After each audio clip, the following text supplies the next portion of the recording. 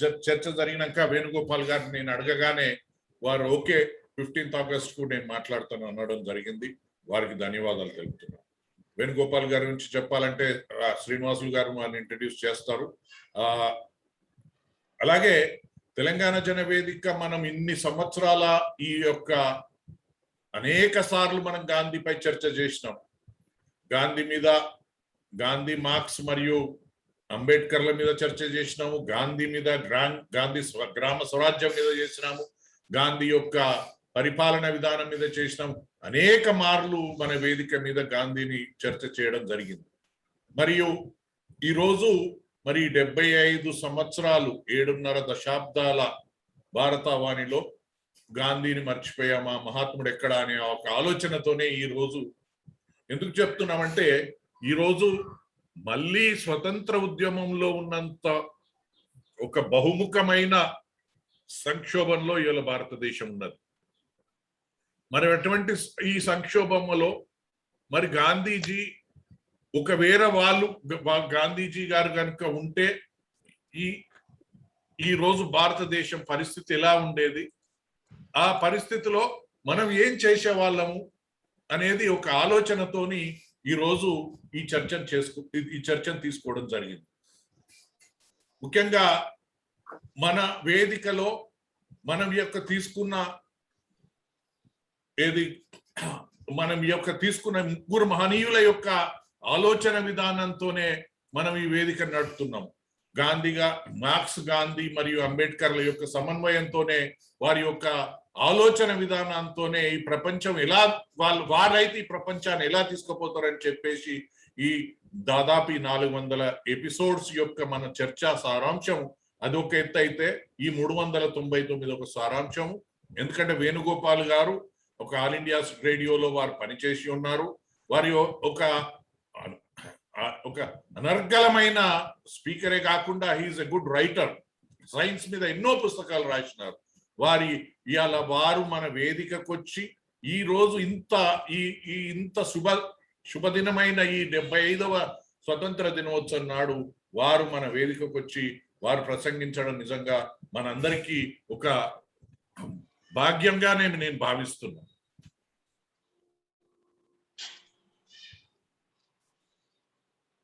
వారు వచ్చి ఈరోజు ఈ ప్రసంగాన్ని చేస్తున్నారు. వారికి ధన్యవాదాలు తెలుపుతూ, ఇప్పుడు నేను ఆకుతోట శ్రీనివాసులు గారిని మోడరేట్ చేసేయమని చెప్పే ముందు ఒక ఔపచారికగా మనం ప్రతి మీటింగ్ లో మన భారతదేశ రాజ్యాంగ పీఠికను చదవడం మనకు ఆనవాయితీ. ఆ రాజ్యాంగ పీఠికని నేను ఇప్పుడు మీకు చదివి వినిపిస్తాను. దయచేసి ఒక్క నిమిషంలో నేను చదివి వినిపిస్తాను. దాన్ని మీరు దాని తర్వాత నేను ఆ మీటింగ్ మోడరేటర్ గారికి ఇచ్చి ఈ మీటింగ్ కొనసాగుతుందని తెలియజేస్తున్నాను. భారతదేశ ప్రజలమైన మేము భారతదేశాన్ని సర్వసత్తాక, సామ్యవాద, ప్రజాస్వామ్య, గణతంత్ర రాజ్యంగా నిర్మించుకోవడానికి పౌరులందరికీ సాంఘిక, ఆర్థిక, రాజకీయ న్యాయాన్ని, ఆలోచన, భావ ప్రకటన, విశ్వాసము, ధర్మము, ఆరాధనల స్వాతంత్రాన్ని, అంతస్తులోను అవకాశాల్లోనూ సమానత్వాన్ని చేకూర్చడానికి వారందరిలో వ్యక్తిత్వ గౌరవాన్ని, జాతీయ సమైక్యతను సంరక్షిస్తూ సౌభారత్వాన్ని పెంపొందించడానికి మన ఈ రాజ్యాంగ పరిషత్తులో 1949 నవంబర్ 26వ తేదీన ఎంపిక చేసుకొని శాసనంగా రూపొందించుకున్న ఈ రాజ్యాంగాన్ని మేము సమర్పించుకుంటా ఉన్నాము. ఈ రాజ్యాంగాన్ని మనము రాసుకున్న ఈ రాజ్యాంగాన్ని, మనమే అనుకున్న ఈ రాజ్యాంగాన్ని ఈరోజు దాదాపు ఒక 127 సార్ల ఈ రాజ్యాంగ సవరణ జరిగింది. ఆ రాజ్యాంగ సవరణ నిజంగానే ప్రజలకు మేలు చేసిందా లేకపోతే పాలకులకు మేలు చేసిందా అనేది అది ఇక్కడ చర్చనీయాంశం కాదు. కానీ మనందరము ఒక భావ ప్రకటన వ్యక్తులము, ఒక భావజాలాన్ని నమ్ముకున్న వ్యక్తులం కాబట్టి మనము ఈ యొక్క చర్చను ఇది ఒక దాన్ని ఒక జస్ట్ ఒక పాసింగ్ కామెంట్ గా మీ ముందు ఉంచుతున్నాను. దయచేసి అన్యదా భావించొద్దని భావిస్తూ ఇప్పుడు డాక్టర్ ఆకుతోట శ్రీనివాసులు గారిని ఈ సభను మోడరేట్ చేస్తూ స్పీకర్ ను ఇంట్రడ్యూస్ చేస్తూ వారికి సమయం కేటాయించాలని కోరుతున్నాను. Thank you so much. Thank you sir. Thank you sir. వినబడుతుందా? వాయిస్ వినబడుతుందా? Okay. Thank you sir. Thank you Ramu గారు.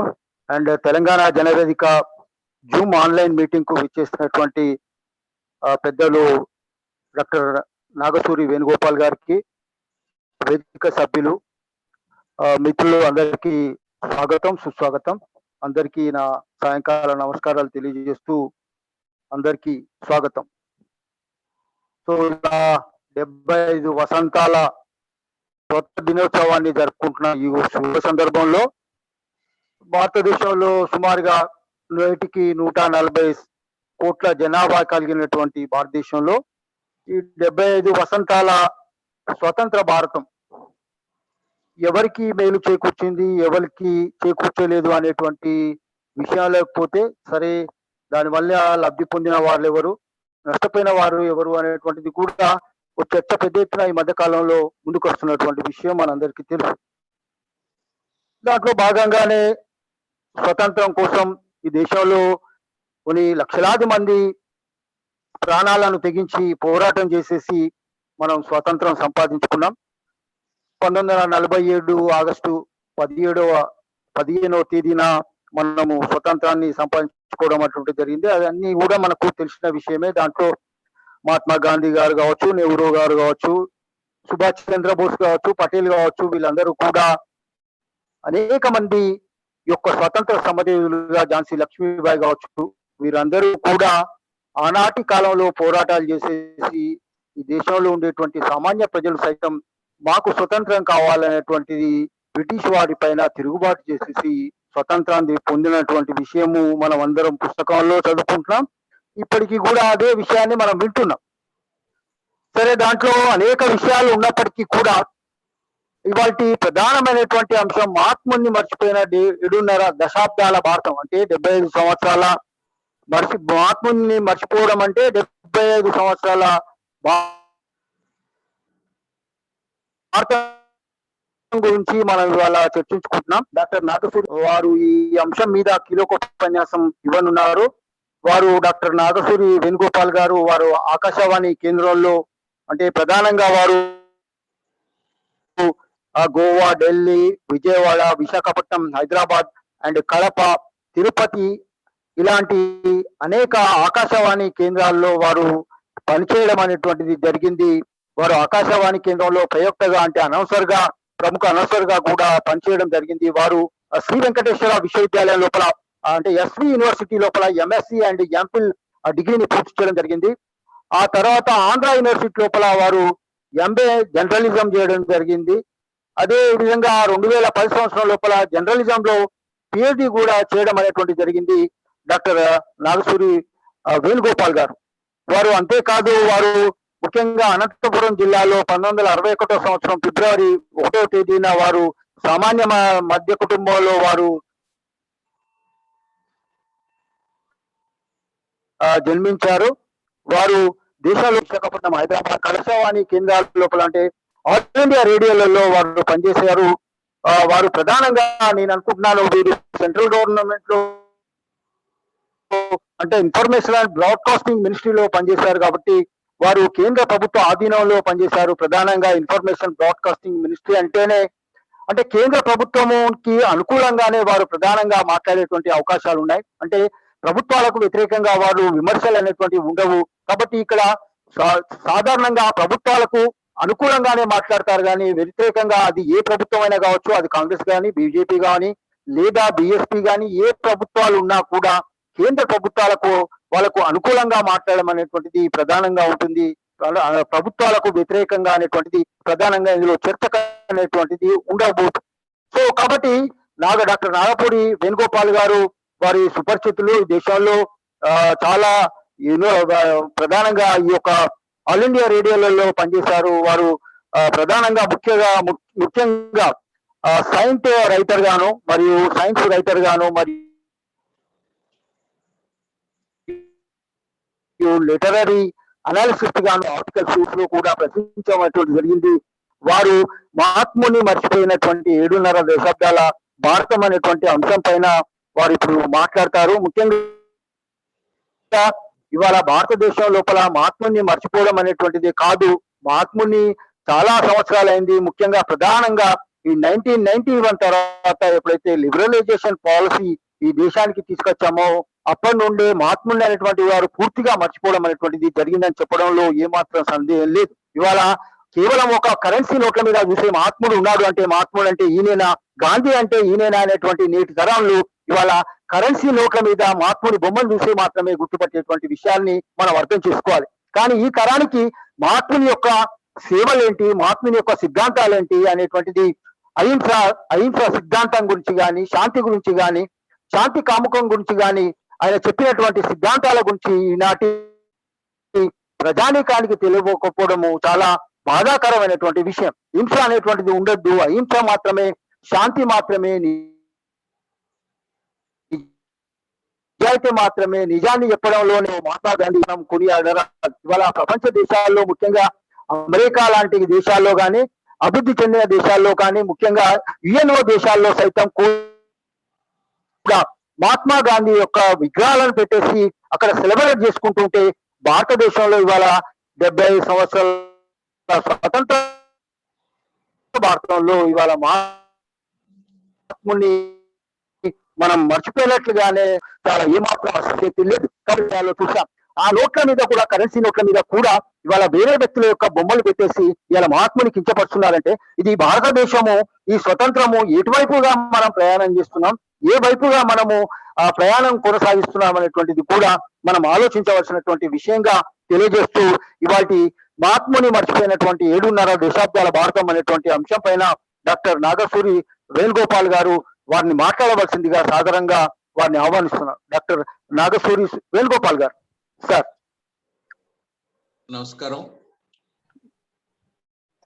74 సంవత్సరాలు పూర్తి చేసుకుని 75వ సంవత్సరంలోకి స్వతంత్ర భారతదేశం ఈరోజు ప్రవేశిస్తోంది. ఈ రోజు నుంచి 2022 ఆగస్టు 14వ తేదీ దాకా మనము 75వ వార్షికాన్ని అంటే 75వ సంవత్సరాన్ని, స్వతంత్రం వచ్చి 75 సంవత్సరాలు, ఆ 75 సంవత్సరాన్ని మనం జరుపుకుంటాం. అదే అమృతోత్సవాలని అంటున్నాం. ఈ సందర్భంగా మాట్లాడే అవకాశం కల్పించిన రామారావు గారికి, పెద్దలు పురుషోత్తమరావు గారికి, వెరసి తెలంగాణ జనవేదిక నిర్వాహకులకు నా ధన్యవాదాలు. ఇక్కడ తెలంగాణ జన వేదిక నిర్వాహకుల్ని ప్రత్యేకంగా అభినందించాలి. 399 అంటే ఈరోజు 399వ సమావేశం. తొలుత ఫిజికల్ మీటింగ్ జరిగింది. ఒక 70 సమావేశాలు జూమ్ వేదికలో జరుగుతున్నాయి. అంటే సుమారు 400 అంటే 8 సంవత్సరాలు, దాదాపు 8 సంవత్సరాలు నిరంతరాయంగా పలు విషయాల మీద, ఆర్థికం కావచ్చు, సామాజికం కావచ్చు, విజ్ఞానం కావచ్చు, ఫిలాసఫీ కావచ్చు, ఇన్ని విషయాలు చర్చ ద్వారా ఇది కొనసాగించడం. అందులో కూడా చాలా ఆరోగ్యమైంది ఏంటంటే వక్త దాదాపు గంట సేపు మాట్లాడడం, తర్వాత ఒక అరగంట దాకా వ్యక్తులు ఇంటరాక్ట్ అవ్వడం చాలా ఆరోగ్యకరమైన పరిణామం అని నేను భావిస్తున్నాను. ఇప్పటి తరమే కాదు, ఇప్పటి సమాజమే కాదు, సోక్రటీస్ని మనము పరిణామానికి, మేధోవంతమైన విధానాలకు ఆద్యుడిగా మనం భావిస్తాం, చర్చలకు పునాదిగా భావిస్తాం. అప్పటి నుంచి ఇప్పటిదాకా చాలా ఆరోగ్యకరమైన విధానంగా ఈ డిబేట్ లేదా చర్చ నిర్వహిస్తున్న సందర్భం. అటువంటి బృహత్తరమైన కార్యక్రమాన్ని నిర్వహిస్తున్న తెలంగాణ జనవేదిక మిత్రులకు అభినందనలు, కృతజ్ఞతలు. ఇటీవలే నాకు రామారావు గారు పరిచయం అయ్యారు. పురుషోత్తమరావు గారేమో ఒక 3 సంవత్సరాల క్రితం నేను ఆకాశవాణి ఇందుకు శ్రీనివాసులు గారు చెప్పారు, మిత్రమా నేను అనౌన్సర్గా పనిచేయలేదు, ప్రయోక్త అంటే రేడియో పరిభాషలో వన్ హూ ప్రొడ్యూసర్స్ అని. ప్రొడ్యూస్ అంటే సినిమా పరిభాష కాదు. ఆ కార్యక్రమాన్ని డిజైన్ చేసి అంటే ప్లాన్ చేసి ఇంగ్రీడియంట్స్ అని తీసుకొని దాన్ని ఫైనల్ ప్రోడక్ట్ గా చేసే వ్యక్తిని ప్రొడ్యూసర్ అంటాము. అది ప్రయోక్త. నేను యూపీఎస్సీ ద్వారా ప్రోగ్రామ్ ఎగ్జిక్యూటివ్ గా ఎంటర్ అయ్యాను 30 ఏళ్ల క్రితం. ఒక 10 ఆకాశవాణి కేంద్రాల్లో పనిచేశాను. స్టేషన్ డైరెక్టర్ గా నేను తిరుపతి, కడప కేంద్రాల్లో పనిచేసి ఇక్కడ హైదరాబాద్ లో మాకు ఒక ట్రైనింగ్ ఇన్స్టిట్యూట్ ఉంది, ప్రసార భారతి. అంటే కార్యక్రమాల యాజమాన్యానికి, అడ్మినిస్ట్రేషన్ సంబంధించి 4 రాష్ట్రాలకి ఒక శిక్షణ సంస్థ ఉంది. దాన్ని regional academy for broadcast and multimedia అని ఆ సంస్థ, RABM అంటారు. దానికి నేను డైరెక్టర్ గా పనిచేశాను, రిటైర్ అయ్యాను. ఆ సంస్థ పరిధిలో 4 రాష్ట్రాలు ఉన్నాయి: Andhra Pradesh, Karnataka, Maharashtra, Goa. Radio mic handle చేస్తాం కనుక ఆ ప్రొడ్యూసరు అనవచ్చు, కానీ అనౌన్సర్ అది ఆల్టుగెదర్ డిఫరెంట్ అండి. ఇది దయచేసి గమనించమని నేను కోరుకుంటున్నాను. అలాగే మీరు వక్తను పరిచయం చేసే ముందు ఒక 2 నిమిషాలు ఫోన్లో ముందు మాట్లాడితే బాగుంటుంది అని నేను రామారావు గారికి విజ్ఞప్తి చేస్తున్నాను, మిమ్మల్ని రిక్వెస్ట్ చేస్తున్నాను. ఎందుకంటే కొంత స్పష్టమైన అభిప్రాయం ఇస్తే బాగుంటుంది. ఎందుకంటే అహేతుకంగా మనం వెళ్ళడం కరెక్ట్ కాదేమో అని నేను వినయంగా మీకు చెప్తున్నాను. పురుషోత్తమరావు గారు చాలా సందర్భాల్లో ఈ కార్యక్రమంలో పాల్గొనమని ఆయన ఆహ్వానించారు. వారిని 2 ఏళ్ల క్రితం కలవడం కూడా సాధ్యమైంది. రామారావు గారేమో ఇంతవరకు నేను కలవలేదు, కేవలం ఫోన్లోనే మాట్లాడుకున్నాము. ఇక నా విషయానికి వస్తే, నేను ఫిజిక్స్లో ఎంఫిల్ చేసి పిహెచ్డి చేయాలని రిజిస్టర్ చేసి ఆకాశవాణిలో ఉద్యోగం రావడం వల్ల ఆ పిహెచ్డి ఫిజిక్స్లో వదిలేసి ఆకాశవాణిలో ఉద్యోగం చేశాను. అక్కడ చేసిన 15 ఏళ్ళ తర్వాత పిహెచ్డి కూడా చేస్తే బాగుంటుంది అనుకుని, సోషల్ సైన్స్ చేస్తే అవసరం అనుకుని మళ్ళీ ఒక ఎంఏ చేసి పిహెచ్డి చేశాను. ఎంఫిల్ వెంకటేశ్వర యూనివర్సిటీలో చేస్తే సోలార్ సెల్ మెటీరియల్స్ మీద, పిహెచ్డి ఆంధ్ర యూనివర్సిటీలో చేశాను జర్నలిజంలో. అది కూడా తెలుగు న్యూస్ ఛానల్ కంటెంట్ సంబంధించి, సర్వే కాదు, కంటెంట్ సంబంధించి శాంపుల్ తీసుకొని మేము వాటిని అనలైజ్ చేసి థీసిస్ ప్రజెంట్ చేశాను. ఇక నా ఆసక్తి అంటే సైన్స్, నా పుస్తకాలు ఒక 60 దాకా ఉంటాయి. 65 ఉండొచ్చు. 2 రోజుల క్రితం ఒకటి వచ్చింది, అది 65వ పుస్తకం.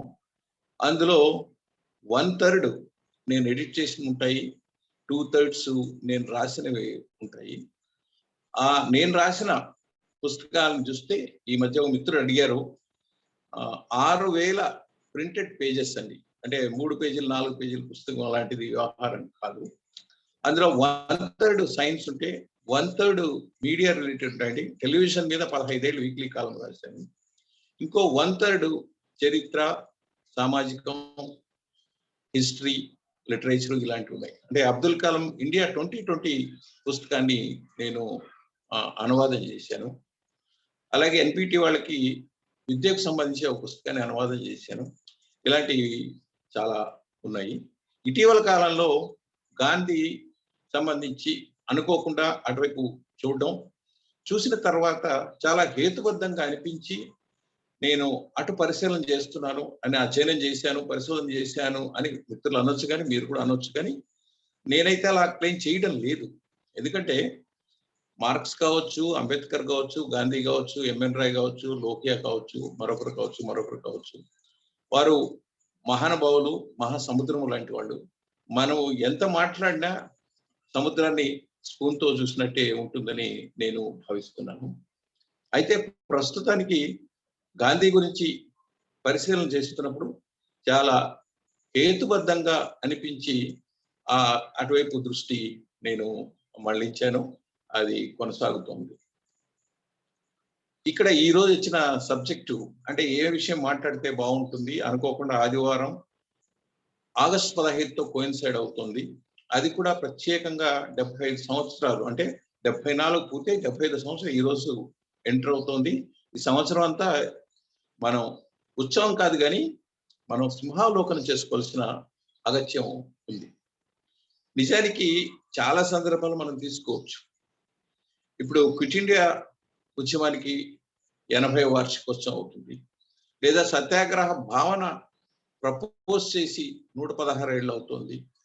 లేదా సహాయ నిరాకరణ ఉద్యమానికి 100 ఏళ్ళు అవుతుంది.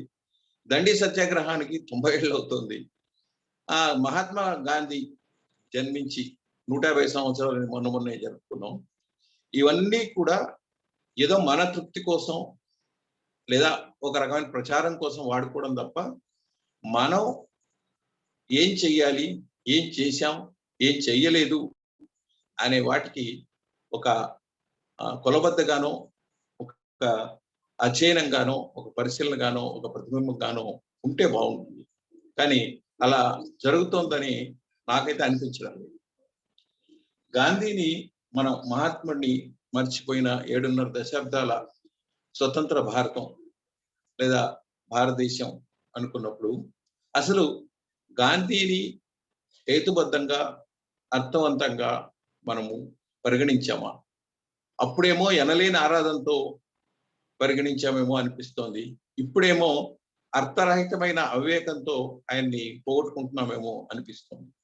రెండు హేతుమం కాదు అనిపిస్తుంది.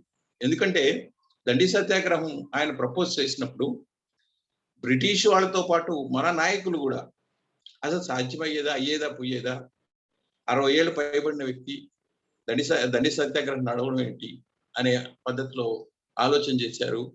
ఆయన వెనక కాస్త హేళనగానో అవహేళనగానో మాట్లాడిన సందర్భాలు కూడా ఉన్నాయి.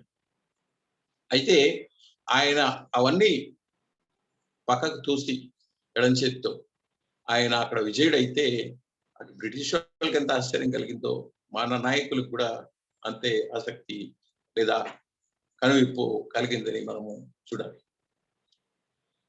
ఇక్కడ ఒక విషయం గమనించాలండి. ఇప్పుడు నా వయసు 60 ఏళ్ళు. 70, 80 సంవత్సరాలు 1970, 1980 తర్వాత ఒక విచిత్రమైన పరిస్థితి తెలుగు నాట. ఇది ఆంధ్రప్రదేశ్ తెలంగాణ అని నేను విభజన చూడడం లేదు. తెలంగాణ తెలుగు భాషగా నేను తీసుకుంటున్నాను. ఒక రకమైన విచిత్రమైన పరిస్థితి మనకు కనబడుతుంది. నిజానికి తెలుగు తొలుత హిందూ స్వరాజ్ 1920లో గాడిచెర్ల హరిశ్రావణరావు గారు అనువాదం చేశారు. వేలూరు శివరామ శాస్త్రి గారు సబర్మతి ఆశ్రమం వెళ్ళి 1929 ఆ ప్రాంతంలో ఆయన గుజరాతీ భాష నేర్చుకుని మహాత్ముని ఆత్మకథని అప్పటికప్పుడు అంటే 29-30లకే ఆయన రాశారు. కాటూరు వెంకటేశ్వరరావు గారు రోమన్ రూల ఆ గాంధీ జీవిత చరిత్రని ఆయన అనువాదం చేశారు. కొడాలి ఆంజనేయులు గాంధీ అండ్ ఎకనామిక్స్ అనే 800 పేజీల పుస్తకాన్ని అనువాదం చేశారు. ఇంతెందుకు, ఆంధ్రప్రదేశ్లో గాంధీజీ అనే పుస్తకం 69లో మొదలై 74లో 1200 పేజీల ఉద్గ్రంథం. అది మనకు అందుబాటులో వాళ్ళు 5 ఏళ్ళు శ్రమించారు. ఆయన ఎక్కడెక్కడ ఆగారు, ఏమేమి చర్చలు చేశారు. ముఖ్యంగా ఆయన కాకినాడలోనూ రాజమండ్రిలోనూ తెల్లారుజాము 5 గంటలకు వెళ్ళి ఒక ఆర్టిస్ట్ గ్యాలరీని ఇనాగ్రేట్ చేస్తారు. అంటే మిగతా టైం అంతా ఫిక్స్ అయిపోయింది, గే టైం లేదు స్లాట్. ఆయన మార్నింగ్ 5 గంటలకు వెళ్తారు. మనం లోతుగా చూస్తే ఆ సాయంకాలం మిగతా నాయకులతో చేసిన చర్చలు వాటిని పరిశీలిస్తే అసలు గాంధీ ఏంటో మనకు బోధపడుతుంది. ఇది ఒక రకమైన విషయం కాగా, రెండవది గాంధీని ఇప్పుడు మనం మర్చిపోయామా లేదా ఆయన్ని మర్చిపోయే స్థాయిలో మన ప్రజాస్వామ్యం ఎదిగిందా అని అనుకునే ముందు గాంధీ గురించి మనం అనుకుంటే ఇప్పట్లో చాలా రకాల చర్చలు వస్తుంటాయి. గాంధీ గుజరాతీ వ్యక్తి, గుజరాతీ వ్యతిరేక, లేదా ఫలానా కులమా, లేదా ఫలానా ప్రాంతమా, ఇలాంటి చర్చను, లేక కస్తూరిబాని ఆయన బాధ పెట్టాడా, హరిలాల్ని ఆయన పోట్లాడా అనే చర్చలు జరుగుతాయి. కానీ ఆయన ప్రతిపాదించిన సత్యాగ్రహం ఏ రకంగా విభిన్నం, అది ఎలా సాధ్యమైంది? 1995లో యునెస్కో సమావేశంలో పివి నరసింహారావు గారు గాంధీ గురించి మాట్లాడుతూ, అది 125వ జయంతి సంవత్సరం, చాలా స్పష్టంగా చెప్పారు. పివి నరసింహారావు గారు చాలా చిన్న ప్రసంగం, బాగా లోతైన ప్రసంగం. దాన్ని చూస్తే పివి నరసింహారావు గారి మేధోశక్తి ఎంత ఉంది, గాంధీ పట్ల ఆయన ఎంత లోతుగా పరిశీలన చేశాడు అని మనకు బోధపడుతుంది. దాంట్లో పివి నరసింహారావు గారు చెప్తారు, అప్పటి జనాభా 40 కోట్లు, సుమారు 4 కోట్ల మంది భారతీయులు స్వతంత్రోద్యమంలో పాల్గొన్నారు అంటే చిన్న విషయం కాదు. శాంతియుతంగా జరిగింది కనుకనే అంతమంది అప్పుడు పాల్గొగలిగారు.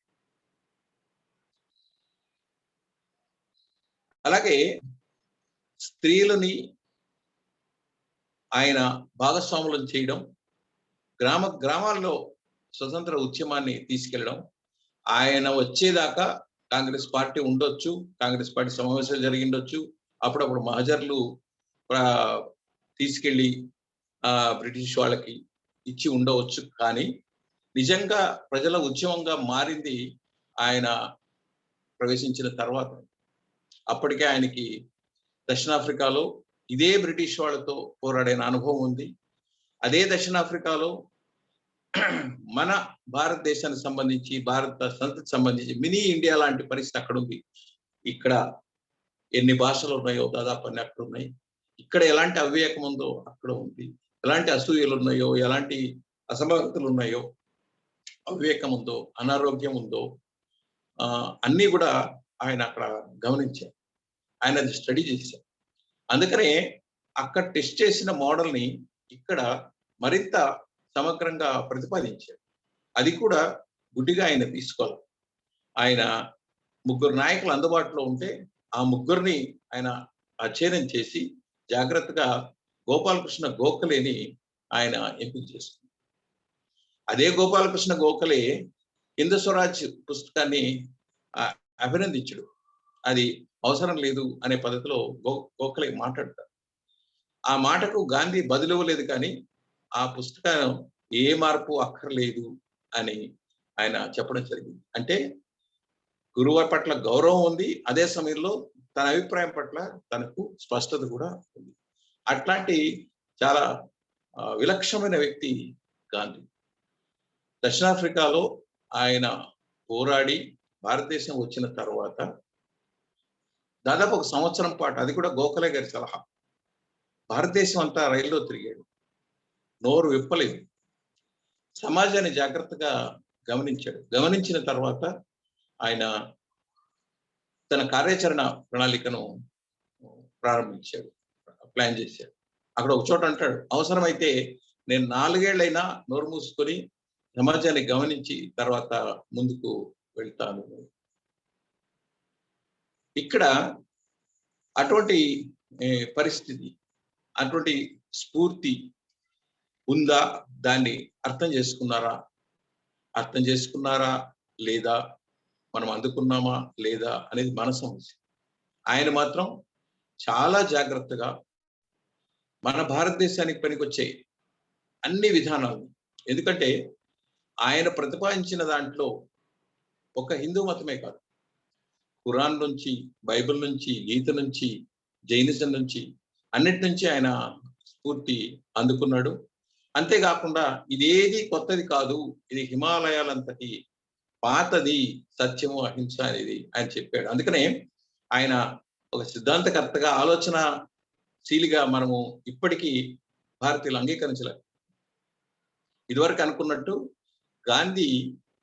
గాంధీకి అంబేద్కర్ విభేదాలు ఉన్నాయా, భగత్ సింగ్ పట్ల ఏంటి, లేదా సుభాష్ ఎందుకు ఆయన ప్రధానిగా చేయలేకపోయాడు, లేదా వల్లభాయ్ పటేల్ని ఎందుకు ప్రధానిగా చేయలేదు, ఇలాంటి చర్చలు మనం చేసుకుంటున్నాం. కానీ బయట చూస్తే ఇప్పుడు ఒక అంచనా ప్రకారం బైబిల్ తర్వాత ఎక్కువ సాహిత్యం అందుబాటులో ఉన్నది గాంధీ గురించి అని అంటున్నారు. అంటే అంత క్వాంటిటీలో, అంత పరిమాణంలో గాంధీ గురించి అధ్యయనాలు జరుగుతున్నాయి అందుబాటులో. అక్కడ చర్చిస్తున్నవి కస్తూరిబాతో ఆయన ఎట్లా కస్తూరిబాని ఇబ్బంది పెట్టాడు, హరిలాలు ఇంకోటి అని కాకుండా అక్కడ సైద్ధాంతికంగా చర్చలు జరుగుతున్నాయి. అంటే హింస ద్వారా మనం సాధించుకోవచ్చు, అహింస ద్వారా కూడా సాధించుకోవచ్చు. ఏ దారిలో పోతే ఏది ఎక్కువ ప్రయోజనం ఉంది అని మనకు సజీవమైన ఉదాహరణలు మనకు మార్టిన్ లూథర్ కింగ్ కావచ్చు, లేదా నెల్సన్ మండేలా కావచ్చు, మరొకరు కావచ్చు మనకు కనబడుతుంది. దాన్ని భారతదేశంలో అందుకోలేకపోవడం అనేది మన విఘ్నత బట్టి ఉంటుంది.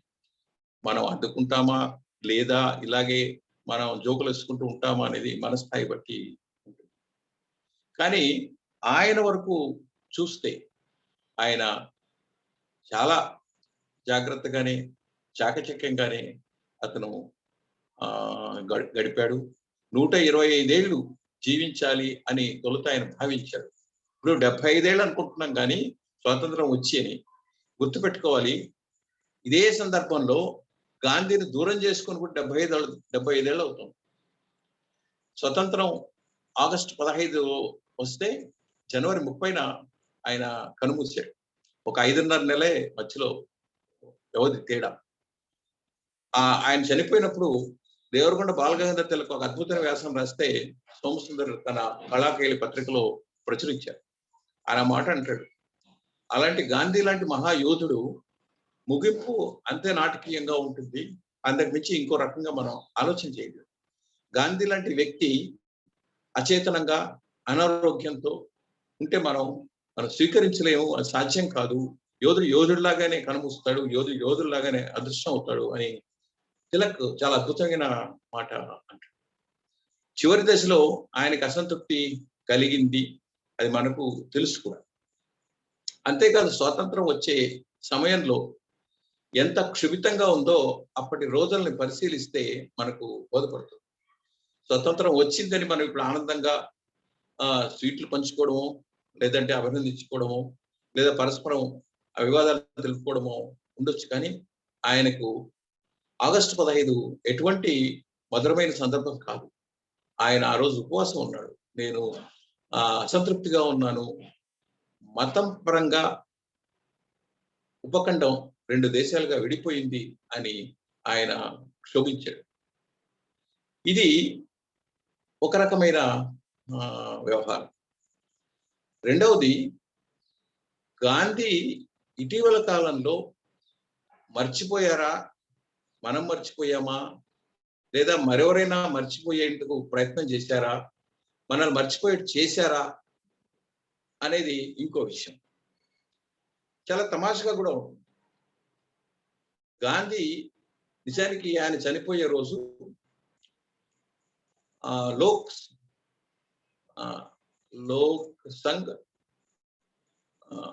లోక్ సేవాదల్ అనే పేరున ఒక సంస్థగా మారాలి కాంగ్రెస్ పార్టీ అనేది.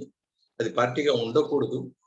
దాని పని ఏంటంటే, అప్పటికి 7 లక్షల గ్రామాలు భారతదేశం, ఆ గ్రామాలని స్వయం సమృద్ధి చేయాలి. స్వయం సమృద్ధి అంటే ఇప్పుడు అనుకున్నట్టు ఐ డెఫినేషన్ కాదు.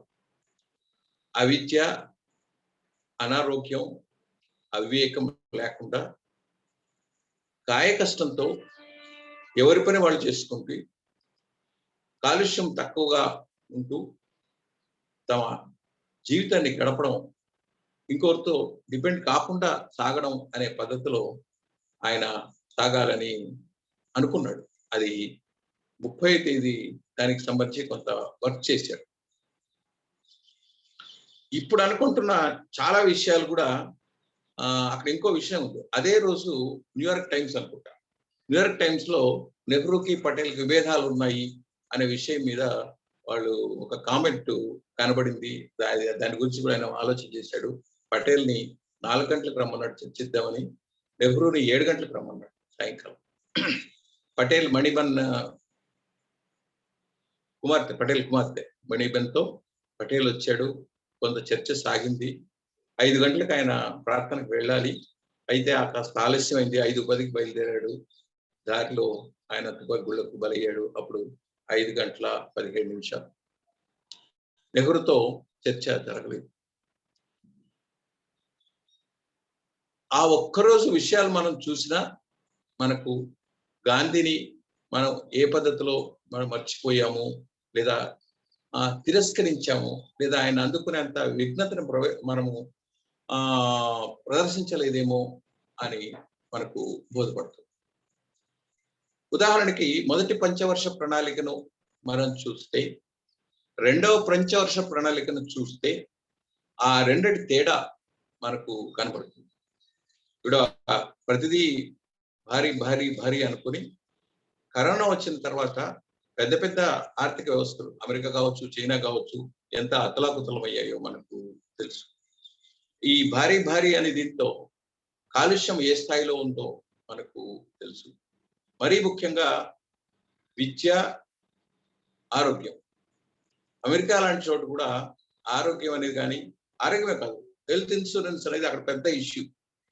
దాని అడ్డం పెట్టుకుని చాలా కార్యక్రమాలు అక్కడ నడుస్తుంటాయి. అయితే మనకు తీరిక ఉండదు కనుక లోతుగా మనం పరిశీలించే అవకాశం లేదు, మన అధ్యయనం చేయలేము. ఎందుకంటే మన చాలా సంక్లిష్టమైన పరిస్థితి. అది ఇటువంటి పరిస్థితి ఏ దేశంలో ఉండదు. హిందీ భాషలు మనకు పక్కనున్న కర్ణాటకలో కానీ, లేదా తమిళనాడులో కానీ,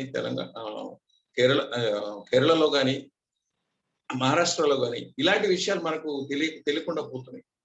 అక్కడి సామాజిక పరిస్థితి ఏంటి, సమస్య ఏంటి మనకు తెలియడం. ఇక వేరే దేశం గురించి మనకు తెలుసుకునేంత సందర్భాలు, అవకాశాలు లేవు. ఇటువంటి పరిస్థితిలో మనం ఎందుకు ఆయన అంటున్నట్టు స్మాల్ ఈజ్ బ్యూటిఫుల్ అని అద్భుతమైన ఎకనామిక్స్ గ్రంథం మనకు తెలుసు. అది ఎకనామిక్స్ అంటామా, పర్యావరణ సంబంధించి అంటామా, ఫిలాసఫీ అంటామా అనేది మనం ఇంకో సందర్భంలో నిర్ణయించుకోవచ్చు. కానీ పూర్తిగా ఈ గాంధీ ప్రిన్సిపల్స్ తోనే అది రూపొందించిన విషయాలు. అయితే గాంధీ ఎక్కడ నేను ఒక సిద్ధాంతాన్ని ప్రతిపాదించానని కానీ, గాంధీ ఇజమని కానీ ఆయన ఎక్కడ చెప్పుకోవాలి, అది ఏవీ లేదు అనే ఆయన చెప్పుకుంటూ వచ్చాడు. కానీ ఎక్కడ తన గురించి పెద్దగా చెప్పిన సందర్భం దాదాపు లేదు. ఇది ఎందుకు ఇలా జరిగింది అంటే ఒక చాలా నాటకీయంగా ఉంటుంది. గాంధీ 48 జనవరిలో కనుమూయకుండా ఒక 5 ఏళ్ళలో 10 ఏళ్ళలో ఉంటే నెహ్రూ రెండవసారి ప్రధాని అయ్యేవారా, లేదా 45లో నేతాజీ సుభాష్ చంద్రబోస్ అదృశ్యం కాకపోయింటే పరిస్థితి ఎలా ఉండేది, లేదా వల్లభాయ్ పటేల్ 14 ఏళ్ళు పెద్ద నెహ్రూ కన్నా, అలా కాకుండా ఓ 3-4 ఏళ్ళు అంతరం ఉంటే పరిస్థితి ఎలా ఉండేది, వల్లభాయ్ పటేల్ గుజరాతీ వ్యక్తి కాకుండా ఇంకో వ్యక్తి అంటే ఎట్లా ఉండేది, ఇలాంటి విషయాలు చాలా విషయాలు చర్చకు వస్తాను. అయితే ఒక నాటకీయంగా 45లో సుభాష్ చంద్రబోస్ అంతర్ధానం అవడం, ఆయన ఎలా మాయమయ్యాడో ఇప్పటికీ మనము ఒక జానపద వీరుడి కథలాగా చెప్పుకుంటూ ఉంటాం. మళ్ళీ 50లో పటేల్ గారు కనుమూశారు. 48 జనవరిలో గాంధీ గారు కనుమూశారు. ఇటువంటి విచిత్రమైన పరిస్థితి మనకు కనబడుతుంది. ఈ మధ్య గాంధీ మార్గ్ అనే ఒక జర్నల్ ఒక 3 ఏళ్ల క్రితం 2 ఏళ్ల క్రితం సంచిక నేను అనుకోకుండా ఒక 6 నెలల క్రితం చదివాను. నాకు రాసిన రచయిత ఒక కర్ణాటక ప్రొఫెసర్, ఆ పేరు గుర్తు రావడం లేదు, కానీ ఆయన ఒక విషయం రాశారు. అది ఎందుకు కోట్ చేశారంటే, కుమారప్ప సెంటనరీ స్పెషల్ వాల్యూమ్ లో ఈ విషయం రాయబడి ఉంది అని ఆయన కోట్ చేశారు. ఏంటంటే 1969 జనవరిలో 69 జనవరి కాదు, 59 జనవరి ఆయన సిక్కై ఆయన మద్రాసులో వైద్యం చేసుకుంటూ ఆ టైంలో నెహ్రూ గారు మద్రాసు వచ్చారు. నెహ్రూ గారు మద్రాసు వస్తే ఆయన పనంతా అయిపోయిన తర్వాత కుమారప్పని కలవడానికి వెళ్ళారు హాస్పిటల్. కుమారప్ప నలతో ఉన్నారు. ఆయన 1960 జనవరి నెలలో నెహ్రూ గారు మద్రాసు వెళ్ళారు. అదే సమయంలో కుమారప్ప అంటే ఆయన తంజావూరు ప్రాంతానికి సంబంధించిన దళిత క్రైస్తవుడు. ఇంగ్లాండ్లో, అమెరికాలో చదువుకొని మేనేజ్మెంట్, అగ్రికల్చర్ సైన్స్, ఎకనామిక్స్ ఇలాంటివి చదువుకొని గాంధీతో ఆకర్షింపబడి గాంధీ దగ్గర 28 నుంచి దాదాపు ఆయన గాంధీ కనుమూసేదాకా గాంధీతోనే ఉన్నారు.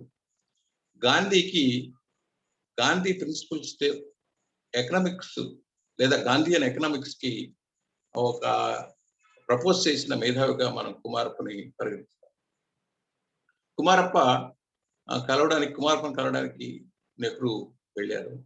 వెళ్తే మామూలు విషయాలు మాట్లాడుకుంటూ 1960 జనవరి, డేటు ఎగ్జాక్ట్ గా అక్కడ ఇవ్వలేదు, ఆయన చెప్తూ దేశం ఇలా ఉంది, దానికి పరిష్కారం ఏమిటి అంటే ఆయన అడగడం, ఈయన చెప్పడం, ఆయన ప్రైమ్ మినిస్టర్ ఆ టైంలో ఓపికగా రాసుకోవడం అయింది.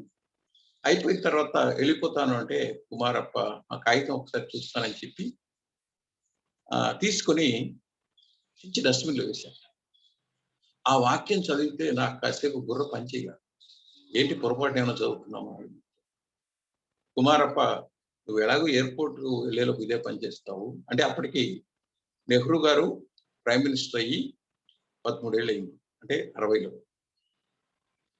60 జనవరి 30 ఆయన చనిపోయారు. గాంధీ చనిపోయిన రోజే ఆయన చనిపోయారు. ఇది కుమారప్ప ఎంత గుండె దిటువుతో అప్పుడు ప్రైమ్ మినిస్టర్ తను చూడడానికి వచ్చాడు.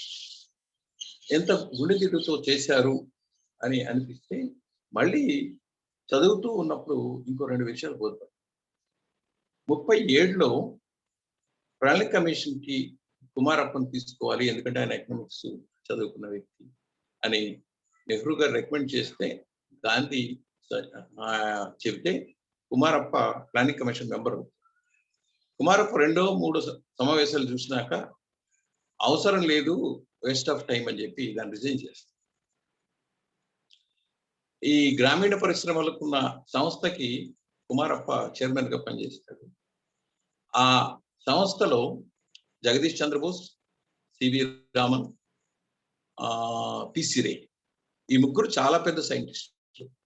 జగదీష్ చంద్రబోస్, పిసి రే, సివి రామన్ వీళ్ళు ఆ సభ్యులుగా ఉన్న కమిటీ. ఆయన ఆ పనులు చేసేవాడు. ప్లానింగ్ కమిషన్ అక్కర్లేదని ఆయన అనుకొని రిజైన్ చేస్తాడు. అలాగే ఇంకో సందర్భం, కుమారప్ప పూర్తిగా రాజకీయ రంగం నుంచి తప్పుకునే సందర్భం.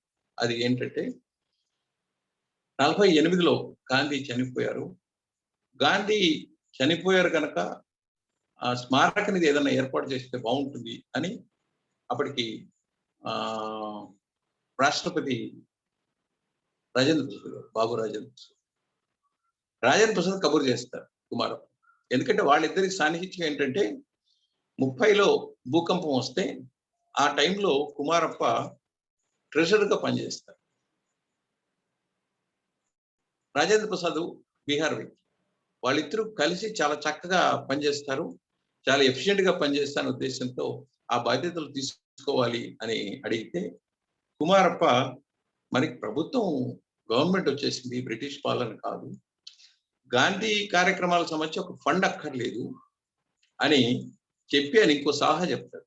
ఆ సలహా ఎవరికి నచ్చలేదు. దాంతో ఆయన తంజావూరులో ఒక విలేజ్ లో, ఆయన ఆజన్మ బ్రహ్మచారి, ఒక విలేజ్ లో ఉంటాడు. అక్కడే ఆయన చనిపోతాడు. ఆయన చెప్పిన సలహా ఏంటంటే, ఈ ఫండ్ కాదు, 3 నాయకులు క్యాబినెట్ నుంచి రిజైన్ చేయాలి, రిజైన్ చేసి ఒకరు యూనివర్సిటీలు కాలేజీల్లో పిల్లల్ని ఎడ్యుకేట్ చేయాలి, ఇంకొకరు ఈ సంస్థానాల్లో దేవాలయాలకు సంబంధించిన ప్రజల్ని ఎడ్యుకేట్ చేయాలి, ఇంకొకరు స్త్రీ సమూహాన్ని ఎడ్యుకేట్ చేయాలి. మొదటి వ్యక్తి నెహ్రూ, రెండో వ్యక్తి వల్లభాయ్ పటేల్, మూడో వ్యక్తి రాజ్ కుమార్ కౌర్. ఈ ముగ్గురు ఆయన అంత గాంధీ ఫాలోయర్ అంటే అంత కల్తీ లేని గుండె దిటువు, ధైర్యం, నిజం. అది ఆ సలహా ఎవరికి రుచించలేదు. ఆయన తంజావూరు దగ్గర విలేజ్కి వెళ్ళి ఒక గుడిసెలో జీవించాడు. నిజానికి భూదాన ఉద్యమంలో మొదలెట్టి మన పోచంపల్లి ఈ కార్యక్రమం తర్వాత వినోబా భావే తమిళనాడు వెళ్ళినప్పుడు తంజావూరు దగ్గర అక్కడ కుమారప్ప గుడిసె చూస్తాడు. కుమారప్ప గుడిసె వెళ్తే రెండు ఫోటోలు ఉన్నాయి. ఒకటేమో ఆయన గురువు గాంధీ గారి ఫోటో, ఇంకో ఫోటో గురువు గారు ఎవరు, భారతీయ రైతు ఫోటో. ఈ విషయాలు చూస్తున్నప్పుడు ఇది ఎంత నాకైతే కాసేపు బుర్ర పని చేయాలి, అది ఏంటిది అని. అంటే ఇక్కడ నెహ్రూ కూడా ఇబ్బంది అయిన పరిస్థితి, ఎందుకంటే చాలా రకాల ప్రెషర్స్ ఉంటాయి.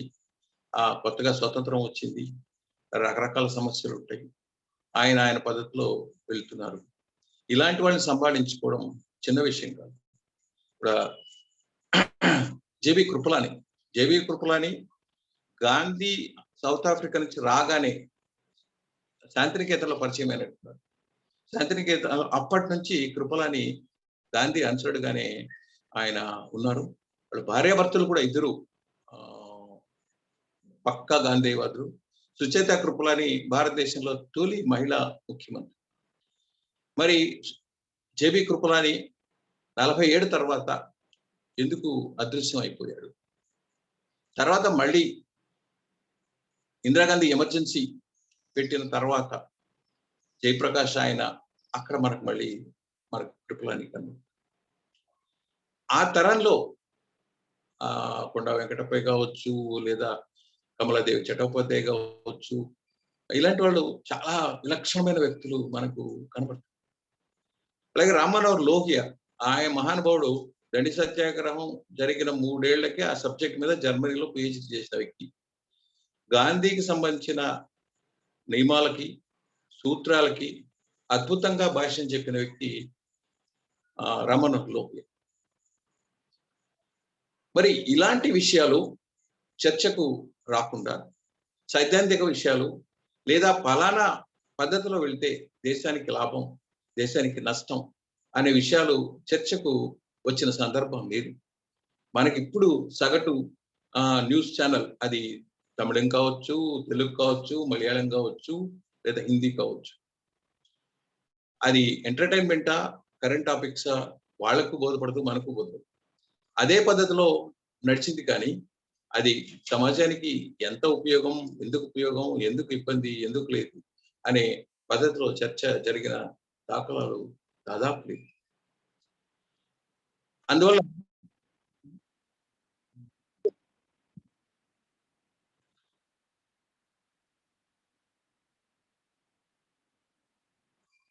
ఆయన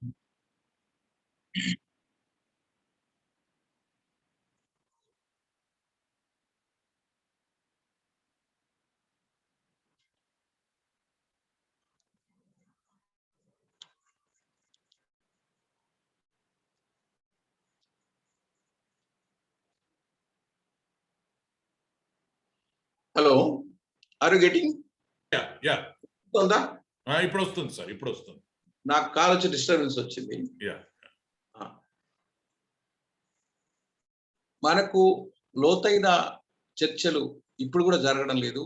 ఇటీవల కాలంలో 150 సంవత్సరం, అంటే గాంధీ జన్మించి 150 సంవత్సరం నడుస్తుంది. అంటే 18 అక్టోబర్ 2వ తేదీ నుంచి 19 అక్టోబర్ 1వ తేదీ దాకా కొంత చర్చ జరిగింది. 2018 అక్టోబర్ 2 కన్నా 2019 అంటే 150వ సంవత్సరం బిగినింగ్ కన్నా ఎండింగ్ లో గాంధీ మీద ఎక్కువ చర్చ జరిగిందని మనం గమనించవచ్చు. తర్వాత 3 నెలలకి ఈ సిఐఏ రావడం, ఆ సందర్భంలో గాంధీ ఆధారంగా చర్చ జరగడం మనకు తెలుసు, ఎక్కువ స్థాయిలో జరిగింది. మనకి మొదటి నుంచి కూడా ఒక 2-3 స్ట్రీమ్స్ ఉన్నాయి. ఆయన అవుట్ అండ్ అవుట్ కమ్యూనిజంలో హింస ఉంది కనుక నేను వ్యతిరేకిస్తాను, ఆ పార్శ్వం తప్ప మిగతా అంతా నాకు ఆమోదమే అని గాంధీ చాలా స్పష్టంగా చాలా సార్లు చెప్పాడు. సో అదొక విభేదం. కాంగ్రెస్ పార్టీ ఎప్పుడూ గాంధీని వ్యతిరేకించలేదు. గాంధీ పేరుతోనే అది ప్రచారం చేసుకుంటోంది, ఆ పద్ధతిలోనే అధికారాన్ని పొందింది. ఇప్పటికీ ఇందిరాగాంధీ, లేదంటే రాజీవ్ గాంధీ, రాహుల్ గాంధీ, ఈ పేర్లలో గాంధీ అనే పదం వాళ్ళు ఎవరు గాంధీకి నిజమైన వారసులు కాదు. తప్పనిసరి పరిస్థితిలో పెళ్లి కోసం ఆ పేరు మార్పడం, ఫిరోజ్ గాంధీ పేరులో గాంధీ కలవడంతో జరిగింది. కానీ సైద్ధాంతిక చర్చలు జరగడానికి ఇటు వ్యతిరేకించేవాళ్ళు కానీ అటు అభిమానించేవాళ్ళు కానీ పెద్ద ఎత్తున చేయలే. ఇది కాకుండా గాంధీ పేరున, కస్తూర్బా పేరున, వినోబా పేరున, సర్వోదయ పేరున ఇలాగా దాదాపు 20 సంస్థలు ఉన్నాయి. అది హైదరాబాద్లో కావచ్చు, బెంగళూరులో కావచ్చు, బొంబాయిలో కావచ్చు. కానీ అవి కూడా లాంఛనంగా ఏదో కార్యక్రమం జరగడం, లేదా గాంధీ జయంతికి, వర్ధంతికి సమావేశాలు జరగడం, లేదా చిన్న ప్రసంగాలు జరగడం, ఇలాంటిదే ఉంది తప్ప నిజంగా లోతైన చర్చ జరగల. అది 82లో అటెన్బరో సినిమా తీసేదాకా గాంధీ మీద పెద్ద ఆసక్తి లేదు. కానీ నిజానికి మొదటి నుంచే ఏం లేదు తెలుగులో. 69లో చూస్తే చాలా పెద్ద ఎత్తున తెలుగులో పుస్తకాలు వచ్చాయి. స్త్రీల అభ్యున్నతికి గాంధీ ఎంత కృషి చేశాడు అని మన హైదరాబాద్ నుంచే ఒక పుస్తకం ప్రచురించబడింది. రచయిత్రి డాక్టర్ శ్రీదేవి గారు. ఆమె ఆ పుస్తకాన్ని తెలుగులో రాశారు, ఇంగ్లీష్లో రాశారు. ఎందుకంటే ఇంట్లో ఉన్న గృహిణిని సామాజికంగా ఉద్యమంలో భాగం చేస్తే అది ఆయన దక్షిణాఫ్రికాలో చూశాడు. ఇంకా ఆ గృహస్థని మనం వెళ్ళి కన్విన్స్ చేయక్కర్లా. గృహిణి కన్విన్స్ అయితే మొత్తం కుటుంబం ఉద్యమంలో అంతర్భాగం అవుతుంది. అందువల్ల గాంధీ దాన్ని చాలా చాకచక్యంగా గమనించాడు. కస్తూర్బాని కూడా ఆయన ఎప్పుడూ కోరలా ఆమె ఉద్యమంలో పాల్గొనమని. ఆమె స్వచ్ఛందంగానే పాల్గొవాలా అని ఆయన అన్నాడు. అందుకనే ఆమె ఆహ్వానించలేదని 1-2 సార్లు ఆమె ఘర్షణ పడింది కూడా.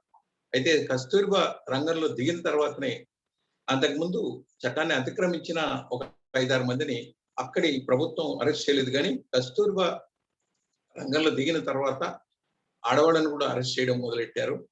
తర్వాత అక్కడ వెళ్ళిన తర్వాత కూడా వీళ్ళు భార్యాభర్తలు అరెస్ట్ అవడం, అలాగే చాలా మంది ఉండడం, దాంతో ఉద్యమం కొత్త రూపు తీసుకుంది. భారతదేశంలో కూడా చాలా సందర్భాల్లో గాంధీ కన్నా కస్తూర్బా తక్కువ ప్రమాదం ఏం కాదు అనే పద్ధతిలో మనకు సందర్భాలు దొరుకుతాయి. ఇండియా ఉద్యమం కావచ్చు, అంతకుముందు తమిళనాడులో జరిగిన ఇన్సిడెంట్ కావచ్చు, మరొకటి కావచ్చు, మరొకటి మీద రాజ్కోట్లో అక్కడ సంస్థానాధ్యక్షులకు వ్యతిరేకంగా చేయడం కావచ్చు. ఇక్కడ ఏంటంటే గాంధీ పేరున ఉన్న సంస్థలు నిజమైన పరిశోధన జరగలేదేమో, దానికి దోహదపడలేదేమో అని అనిపిస్తుంది. కానీ ఇప్పటి పరిస్థితి ఒక 5-6 ఏళ్లుగా గాంధీ అస్పృశ్యుడు, గాంధీ గురించి చర్చ వద్దు, మనకి అవసరం లేదు అనే వాళ్ళు ఇప్పుడు గాంధీ గురించి ఆలోచన చేయడం చాలా ఉదాహం, చాలా ఆనందదాయకం. అంతేకాకుండా మీరు గమనిస్తే ఈ జనవరి 1వ తేదీ RSS ఆయన మొదటి పుస్తకం హిందూ స్వరాజ్ని మళ్ళీ పునఃప్రచురణ చేసింది. 2000 రూపాయలు ఆ పుస్తకం. అంటే ఆయన తొలుత రాసిన పుస్తకం అది ఆయన ప్రణాళిక. ఒక దేశం స్వతంత్రం సంపార్జన చేసుకోవాలంటే ఎట్లాంటి పద్ధతిలో వెళ్ళాలి అనేది ఒక ప్రణాళిక లాంటి పుస్తకం. ఆ పుస్తకం జనవరి 1వ తేదీన RSS కూడా పునఃప్రచురణ చేసింది. ఇది చాలా విచిత్రంగా నడుస్తుంది. కానీ గాంధీని మర్చిపోయామా అంటే మరవలేదు. ఎందుకంటే ప్రతి ఊర్లో గాంధీ రోడ్లు ఉన్నాయి, గాంధీ బజార్లు, గాంధీ పురాలు ఉన్నాయి, గాంధీ నగర్లు ఉన్నాయి, గాంధీ పైన యూనివర్సిటీలు ఉన్నాయి, గాంధీ పైన సంస్థలు ఉన్నాయి, గాంధీ పేరుతో వ్యక్తులు ఉన్నారు. ఇంతకుముందు మన మిత్రుడు అన్నట్టు కరెన్సీ నోట్ల మీద కూడా గాంధీ. అయితే ఇవన్నీ లాంఛనప్రాయంగా గుర్తుపెట్టుకోవడమే తప్ప అంతకు ముందు ఆయన చెప్పింది హింసని హింసతో మనము ఆపలేము, హింస ప్రారంభించే వరకే మీ కంట్రోల్లో ఉంటుంది, హింసలో దిగితే హింస ఫలితాలు మనం నియంత్రించలేము, అది మనల్ని నియంత్రిస్తుంది. ఒకవేళ తప్పనిసరి అయితే హింస తప్పనిసరి అంటే కూడా ఆ ఆయుధాన్ని చాలా జాగ్రత్తగా వాడాలి అని నేను పదే పదే చెప్పాను. ఈ ఘర్షణలో శాంతియుతంగా మనం ప్రతిఘటిస్తే అక్కడ మేము వివేచించే వ్యక్తి కూడా పునరాలోచన చేస్తాడు, వాడి సౌశీల్యము వాడి వ్యక్తిత్వం కూడా కొంత మెరుగవుతుంది అనే పద్ధతిలో ఆయన ప్రతిపాదించారు. మీరు హింస అహింస గురించి ఆయన తర్జన భర్జన చూస్తే మొత్తం మానవ జాతి హింస హింస హింస అనుకుని దుఃఖాకరంగా పోయింది. దానికి పరిష్కారంగానే మనము చూడాలి అనే పద్ధతిలోనే ఆయన చెప్తాడు. ఎందుకంటే మీరు మనం పద్ధతిలో ఆలోచన చేసుకున్నాం కానీ గాంధీ దక్షిణాఫ్రికాలో ఉద్యమం చేసేటప్పటికి మొదటి ప్రపంచ యుద్ధం జరగలేదు. భారతదేశానికి స్వతంత్రం వచ్చేటప్పటికి రెండవ ప్రపంచ యుద్ధం కూడా జరిగిపోయింది. అంటే భారతదేశంలో ఈ ఉద్యమం నడిచిన కాలంలోనే మనకు 2 ప్రపంచ యుద్ధాలు జరిగాయి. మొదటి ప్రపంచ యుద్ధం, రెండవ ప్రపంచ యుద్ధం. మన దేశానికి స్వతంత్రం వచ్చేటప్పటికి ప్రపంచవ్యాప్తంగా చాలా తక్కువ సంఖ్యలో స్వతంత్ర దేశాలు ఉన్నాయి. అవి కూడా అమెరికా, యూరోప్ దేశాల్లో ఖండాల్లో ఉన్నాయి, కానీ ఆసియా, ఆఫ్రికా లాంటి ఖండాల్లో మనలాంటి దేశాలే చాలా ఉన్నాయి. ఇప్పుడు మనం చూస్తే జాబితా 190 ఎంతో ఉంటుంది. దాదాపు 3 రెట్లు స్వతంత్ర దేశాలు అయ్యాయి. ఈ దేశాలన్నిటికీ గాంధీ ప్రత్యక్షం ప్రభావమా పరోక్ష ప్రభావమో ఖచ్చితంగా ఉంది, మనం అంగీకరించకపోయినా. ఆయన ఉద్యమం నడిచిన 30 ఏళ్ళలో మీరు గమనిస్తే ప్రపంచవ్యాప్తంగా గాంధీ మీద దృష్టి ఉంది. ఎందుకంటే ఆయన తలపడింది బ్రిటిష్ వాళ్ళతో, అందుకు విజయం సాధించింది బ్రిటిష్ వాళ్ళు. దళిత సత్యాగ్రహం జరిగిన సంవత్సరంలో టైం పత్రిక ఆయన్ని మ్యాన్ ఆఫ్ ద ఇయర్ గా కన్సిడర్ చేసి అక్కడ ఆయనకి గౌరవం కలుగుతుంది.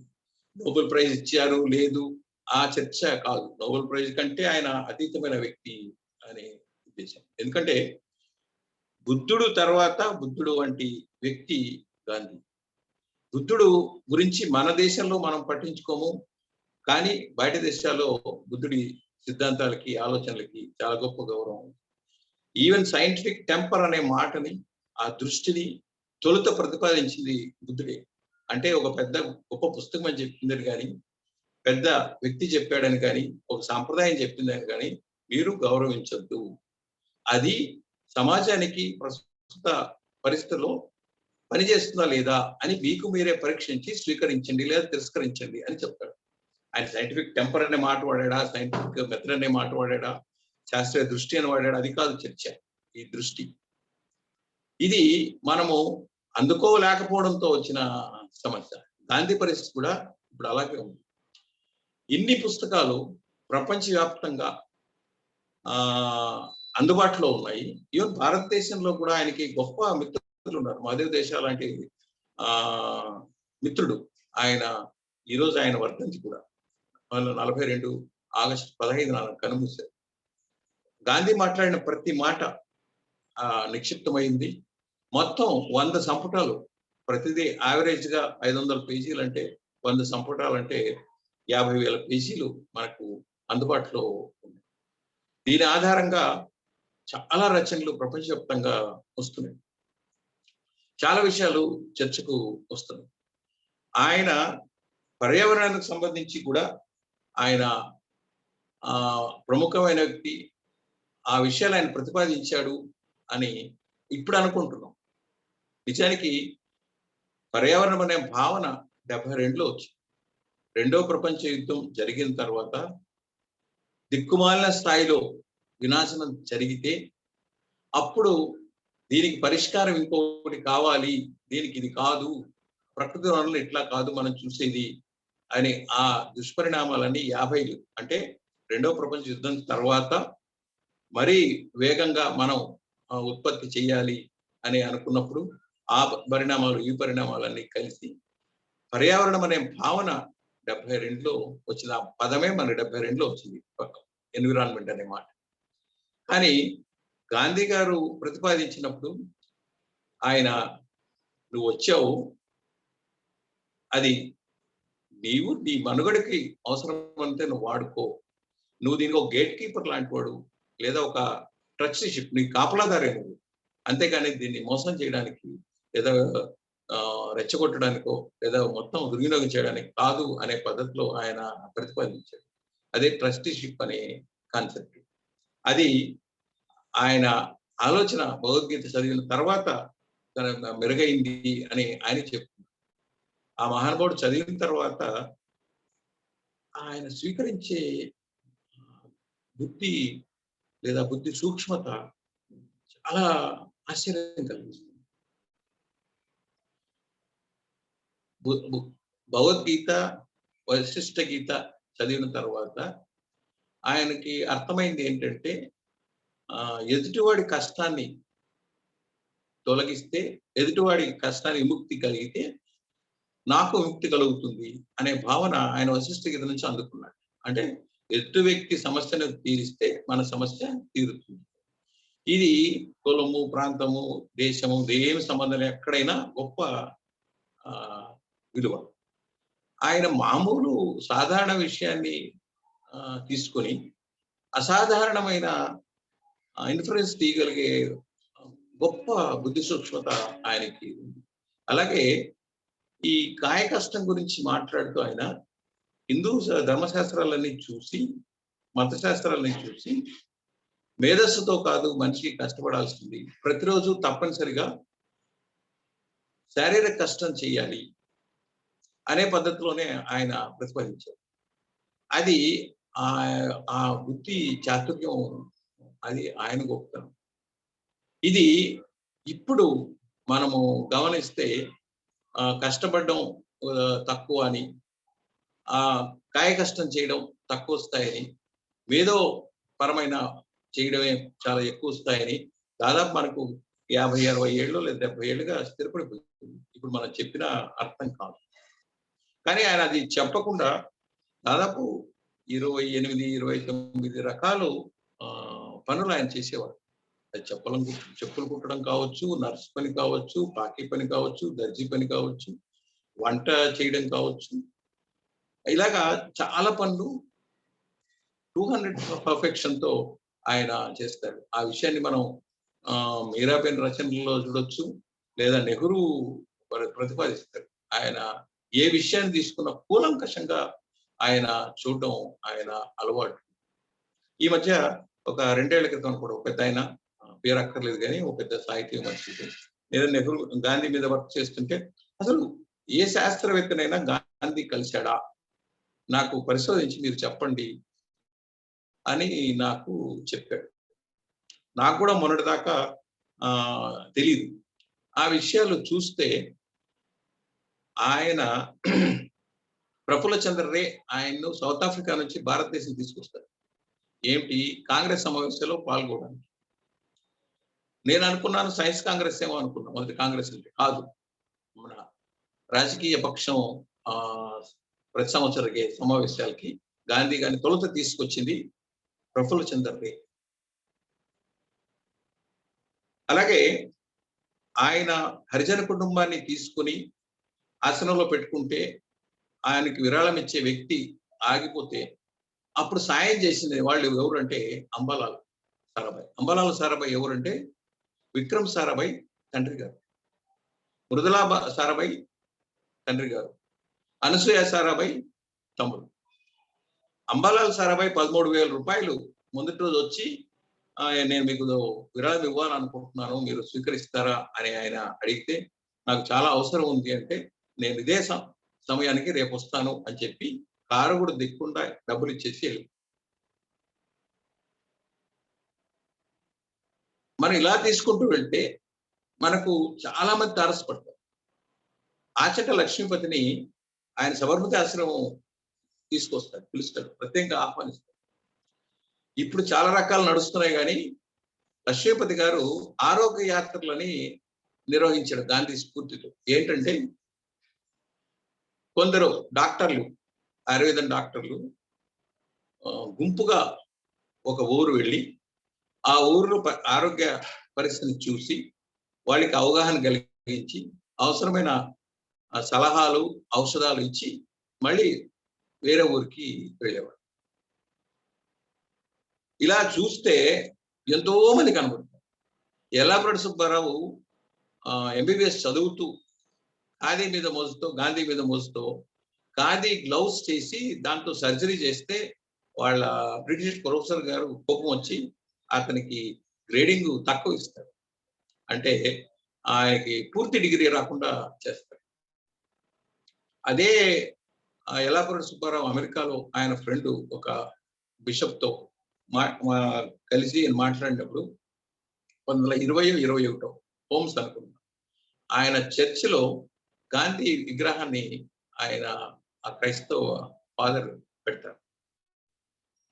ఆయనకి మిత్రులు కాని వాళ్ళు లేనే లేరు. మనకు తెలుసు చార్లీ చాప్లని గాంధీ కలుస్తాడు. అలాగే 42లో అనుకుంటా మేడం క్యూరీ కూతురు, ఆమె ఒక జర్నలిస్ట్ గా ఆమె వచ్చి ఇంటర్వ్యూ చేసింది. ఆ అమ్మాయికి కూడా లిటరేచర్ లో నోబెల్ ప్రైజ్ వస్తుంది. ఆమె గాంధీని ఇంటర్వ్యూ చేసి వెళ్తూ వెళ్తూ ఒక బయోగ్రఫీ ఇచ్చి వెళ్తుంది. ఏమంటే తను వాళ్ళ అమ్మ గురించి రాసిన బయోగ్రఫీ. అది చదివి గాంధీ చాలా ఆనందపడి సుశీల రాయని చాలాసార్లు చెప్పాడు, దీన్ని హిందీలోకి నువ్వు ట్రాన్స్లేట్ చేయమ్మా, చాలా అవసరం. నేను బతికుంటే ఒకసారి మేరీ క్యూరీ ఇల్లు చూసి రావాలి. తర్వాత మన శాస్త్రవేత్తలు చాలా మంది కష్టాలు పడుతున్నట్టు చెప్తారు, కానీ మేరీ క్యూరీ కష్టాలతో పోలిస్తే మన శాస్త్రవేత్తలు పడే కష్టాలే కాదు అని ఆయన చెప్తారు. ఇంతెందుకు, మనకు టాగోర్కిను గాంధీకి విభేదాలు ఉన్నాయని చాలాసార్లు మనం చెప్పుకుంటాం. నిజానికి తొలి దశలో టాగోర్ గాంధీని నివేదించారు, సందేహం లేదు. కానీ ఆ మొత్తం డైలాగ్ ని మీరు చూస్తే వాళ్ళిద్దరూ ఏకీభవిస్తారు. టాగోరు గాంధీ విశ్లేషణతో, నియమాలతో టాగోర్ ఏకీభవిస్తారు. ఆయన ఎంత విభేదించే వ్యక్తి అయినా సామరస్యంగా వెళ్ళాలి అనే పద్ధతిలోనే ఆయన ఉన్నారు. అదే ఆయన గొప్పతనం. అయితే తెలుగులో మాత్రం మిగతా భాషలతో పోలిస్తే, అది కూడా ఈ మధ్య కొంత నేను పరిశీలన చేస్తున్నాను, మలయాళంలో గాంధీ ఆటోబయోగ్రఫీ సంవత్సరానికి 1,00,000 ప్రతులు మించి అమ్ముడుపోతుందని, అంటే 18-19 సమయంలో 2018-2019 వచ్చిన స్టాటిస్టిక్స్ విషయం ఇది. తమిళ్లో అయితే 1,00,000 కాస్త తక్కువ. హిందీ ఎప్పుడో వచ్చింది. ఇవన్నీ తెలుగు దక్షిణాది భాషలు 94-93 ఆ ప్రాంతంలోనే అనువాదం ఉంది. అంటే నవజీవన్ ట్రస్ట్ వేసిన పుస్తకాల గురించి మాట్లాడు. అది వేరే పేరుతో వచ్చి వాళ్ళు ఏదో నవజీవన్ ట్రస్ట్ తెలియకుండా అచ్చయ్యేది, అది వేరే వ్యవహారం, అది మన స్టాటిస్టిక్స్ లో కాదు. కానీ హిందీ కన్నా మలయాళంలో ఇప్పటికీ అమ్ముడుపోయిన ప్రతుల సంఖ్య చాలా ఎక్కువ. అలాగే గాంధీ జీవితం ఆధారంగా నాటకం మరాఠీలో, కన్నడలో బహుళ ప్రసిద్ధం. తెలుగులో కూడా 20లో ఆ ప్రాంతంలో ఒక నాటకం వచ్చిందని అంటారు. ఎవరు రాశారు ఏమో మనకు తెలియదు, కానీ ఇటీవల కాలంలో మాత్రం 70ల తర్వాత దాదాపు గాంధీ గురించి వివేదించడం, లేదా ఆయన గురించి మాట్లాడకుండా మౌనం పాటించడం, తర్వాత ఈ వాట్సాప్, సోషల్ మీడియా వచ్చిన తర్వాత ఒక 4-5 ఏళ్ల క్రితం నెహ్రూని చాలా చౌకబారుగా మాట్లాడినట్టు, హేళన చేసినట్టు గాంధీ గురించి జరుగుతుంది. ఎందుకంటే ఇప్పటికి చాలా మంది ఏదో పంపించి దీని గురించి మీరు ఏం చెప్తారు, వాడేదో నాన్ సెన్స్ రాసుకుంటే నేను సంజయ్ చెప్పాల్సిన అగత్యం ఏంటి, నేను ఎందుకు చెప్పాలి? మీకు అంత ఓపిక లేకపోతే ఏం చేయలేము. గాంధీ ఎక్కడా గుడ్డిగా ఫాలో కాల. 10 వెర్షన్లు ఉంటే లేటెస్ట్ వెర్షన్ తీసుకోండి అంటాడు. మై ఎక్స్పెరిమెంట్ దట్ ట్రూత్ అన్నాడు. ఆయన యాక్చువల్గా అంటే ఆయన మించిన సైంటిస్ట్ లేడు. ఆయన ఎక్స్పెరిమెంట్ అనే మాట వాడాడు. ఆయన ఎంత ఇదంటే ఒక జాబితా ఇచ్చాడు డాక్టర్లందరికీ, ఆయుర్వేద డాక్టర్లందరికీ కూడా. బియ్యము, చక్కెర, బెల్లము, వీటిలో పోషక విలువలు ఏంటి, ఇలాంటి విషయాలు నాకు చెప్పండి బాబు అని ఆయన పంపిస్తే డాక్టర్లకి ఒక ప్రాపర్ రిప్లై ఒకరి నుంచి కూడా రాలేదు. అలాగే ఇప్పుడు అనుకుంటాం చాలా మిస్యూజ్ చేస్తున్నారు, వ్యాపారంగా చేసుకుంటున్నారు.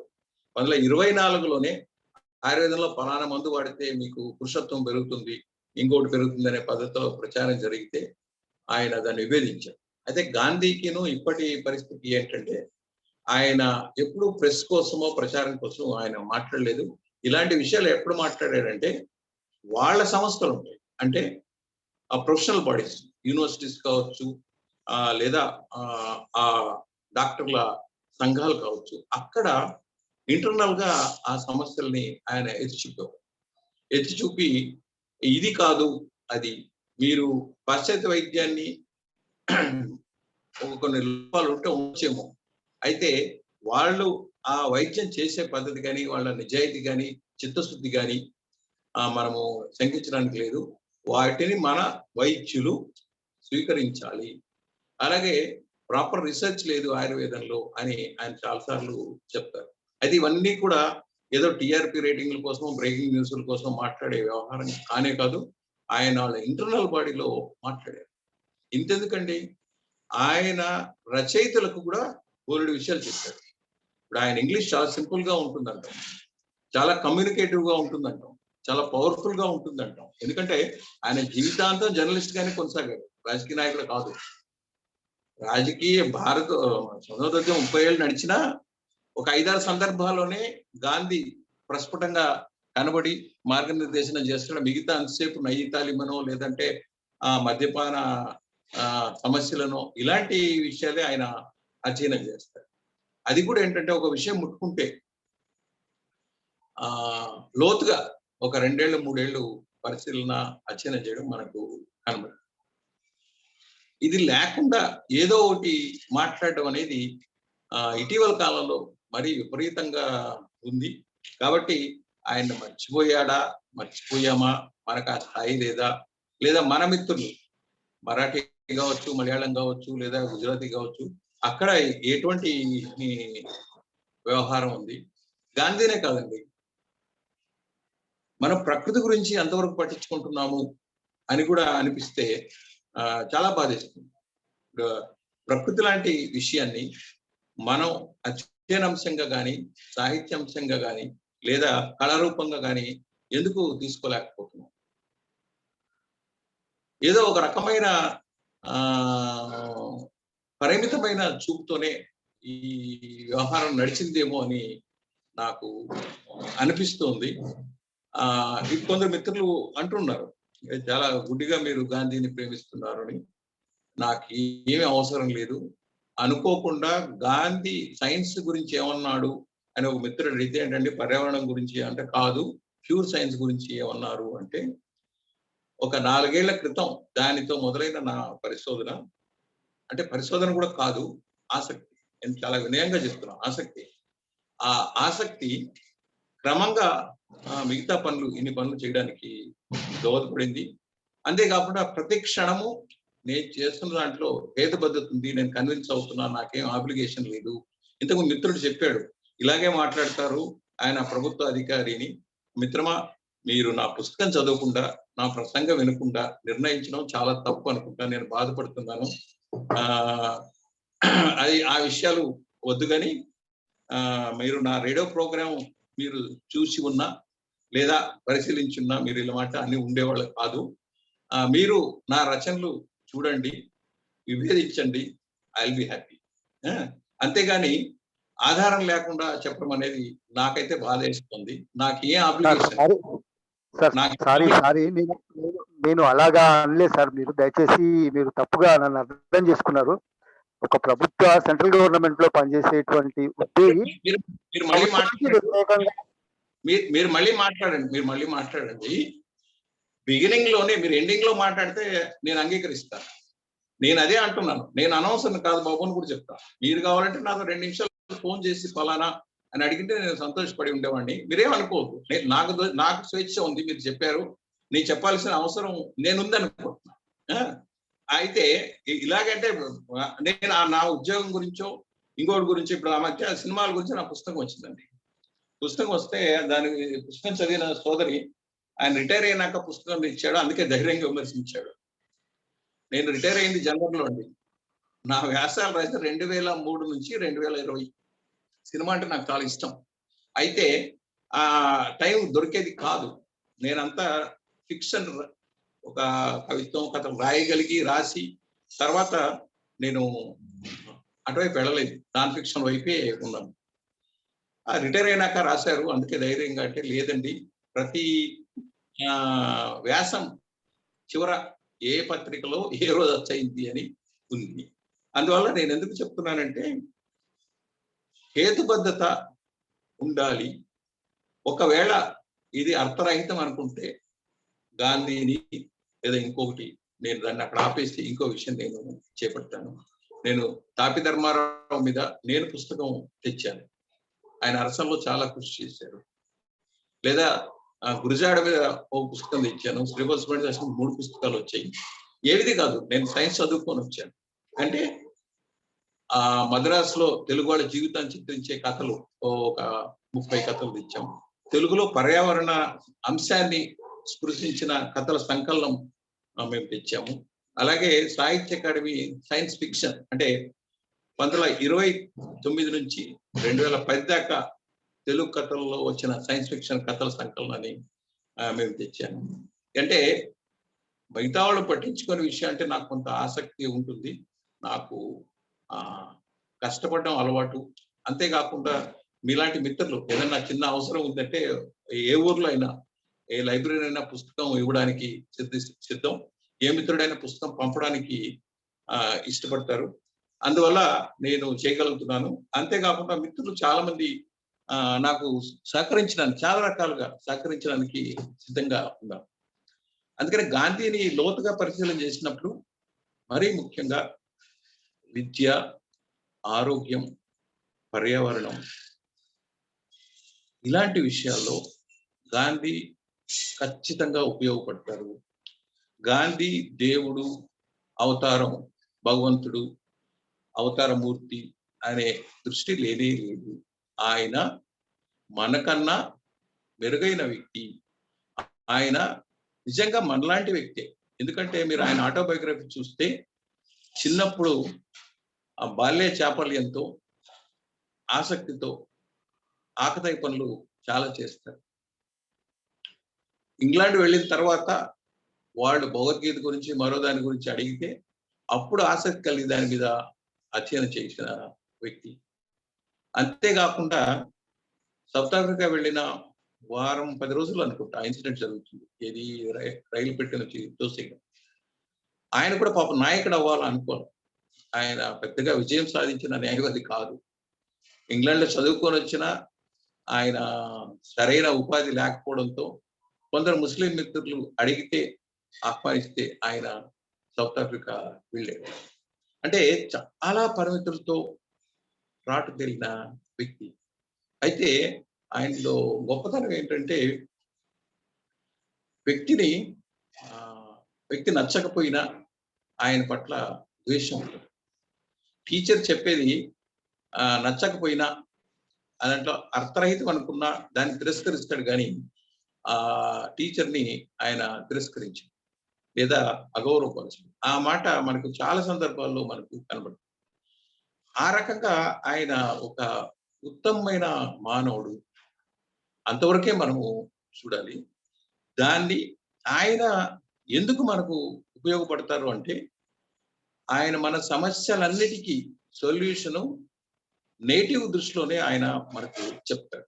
ఎందుకంటే ఆయన తీసుకున్న శాంపుల్ పూర్తిగా ఇండిజినియస్. భారతదేశంలో ఉన్న స్థితిగతులు ఆయనకు తెలుసు, మతాలు తెలుసు, వీళ్ళ భావజాలాలు తెలుసు. అన్నిటినీ పరిగణలో తీసుకుని ఆయన చేశాడు. మతపరంగా కూడా ఆయన చేసిన సంస్కరణలు చిన్నవి కాదు. అయితే ఆ విషయాలు ఎక్కడ ప్రస్తావనకు రావు. ఉదాహరణకి 48లో నార్ల వెంకటేశ్వరరావు గారు ఒక ఎడిటోరియల్ రాశారు, భారత నారి. నార్ల ఎడిటోరియల్స్ ఒక సంకలనం తెచ్చాం, మహాస్వప్నం అని. 2019లో తెచ్చాం. కానీ ఆ టైంలో నేను మిస్ అయ్యాను ఈ ఎడిటోరియల్, భారత నారి. ఆయన 5 పేరాలు ఏమో రాస్తాడు, లేదా 4 పేరాలు రాస్తాడు. 3వ పేరానో ఎక్కడో ఆయన 4వ పేరా, పూర్తిగా ఒక పేరాని గాంధీకి కేటాయించారు. ఏంటంటే 300 సంవత్సరాల్లో భారతదేశంలో మహిళలకు సంబంధించిన ప్రగతి గాంధీ హయాంలో 30 ఏళ్ళలో సాధ్యమైంది, అది గాంధీ వల్లనే సాధ్యమైంది అని చాలా డంకా బజాయించి ఆయన అందులో రాస్తాడు. 48 మార్చిలోనే ఇప్పుడు వచ్చినట్టు ఆయన సమగ్రమైన వాల్యూమ్స్ లో మనకు కనబడుతుంది, ఆంధ్రప్రభలో. ఇది మనం రాగద్వేషాలు లేకుండా ఇటలీ వాల్యూతోనే మనము చూద్దాము. ఇంతెందుకు, ఇప్పుడు ఆయన చనిపోయిన రోజు అంటే 30వ తేదీ ఉదయము ఆయన, ఇప్పుడు 7 సిన్స్ అని చాలా పొలిటిక్ గా అంటారు. సిన్స్ కాదండి, సిన్స్ కాదు, అవి ఏమంటారంటే, నేనైతే హింసకు కారణాలు అనుకుంటాను. పని చేయకుండా లాభించే ధనం, ఎందుకు అనుకున్నాం, కాయ కష్టంగా ఉంది. అంతరాత్మ అంగీకరించని విలాస జీవితం, వ్యక్తిత్వాన్ని ఇవ్వని జ్ఞానం, నైతికత లోపించిన వ్యాపారం, మానవత్వానికి ప్రాముఖ్యత ఇవ్వని శాస్త్ర విజ్ఞానం, త్యాగ భావన లోపించిన మతం, విలువలకు పొసగని రాజకీయం. చాలా చిన్నగా ఆయన కుదించి చెప్పాడు, 7 పాయింట్లు. ఆయన 1925లో మొట్టమొదటిసారి ప్రతిపాదించాడు. ఇది 1948 జనవరి 30వ తేదీ ఈ 7 మళ్ళీ కాగితం మీద రాసి మనవడు అరుణ్ గాంధీ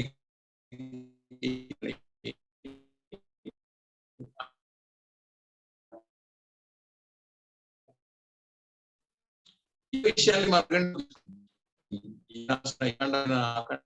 ఈ కాలమైనా ఏ కాలమైనా లోట్లేదు. ఎందుకంటే అందులో ఆయన రాజకీయాల్ని, సైన్స్ ని, బిజినెస్ ని అన్నిటినీ పరిగణలో తీసుకుని ఎక్కువ మందికి ఏది ఉపయోగం అనే పద్ధతిలో ఆయన చెప్పారు. ఈవెన్ ఆయన దేశభక్తి కూడా పక్క దేశానికి ఎటువంటి ఇబ్బంది కలిగించింది, అంతా బ్రాడ్ గా నడుస్తూ ఉంటుంది.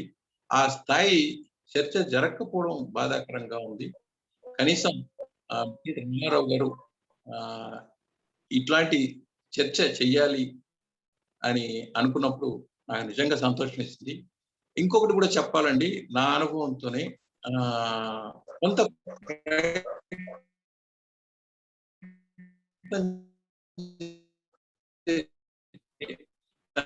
చాలా మంది ఉన్నారు, అది నేను చెప్పాలి. ఎందుకంటే ఇప్పుడు ఆంధ్రప్రభ ఒక సంవత్సరంగా ఒక శీర్షిక, ఒక పావు పేజీ, అర పేజీ మధ్యలో మనకు కేటాయించారు.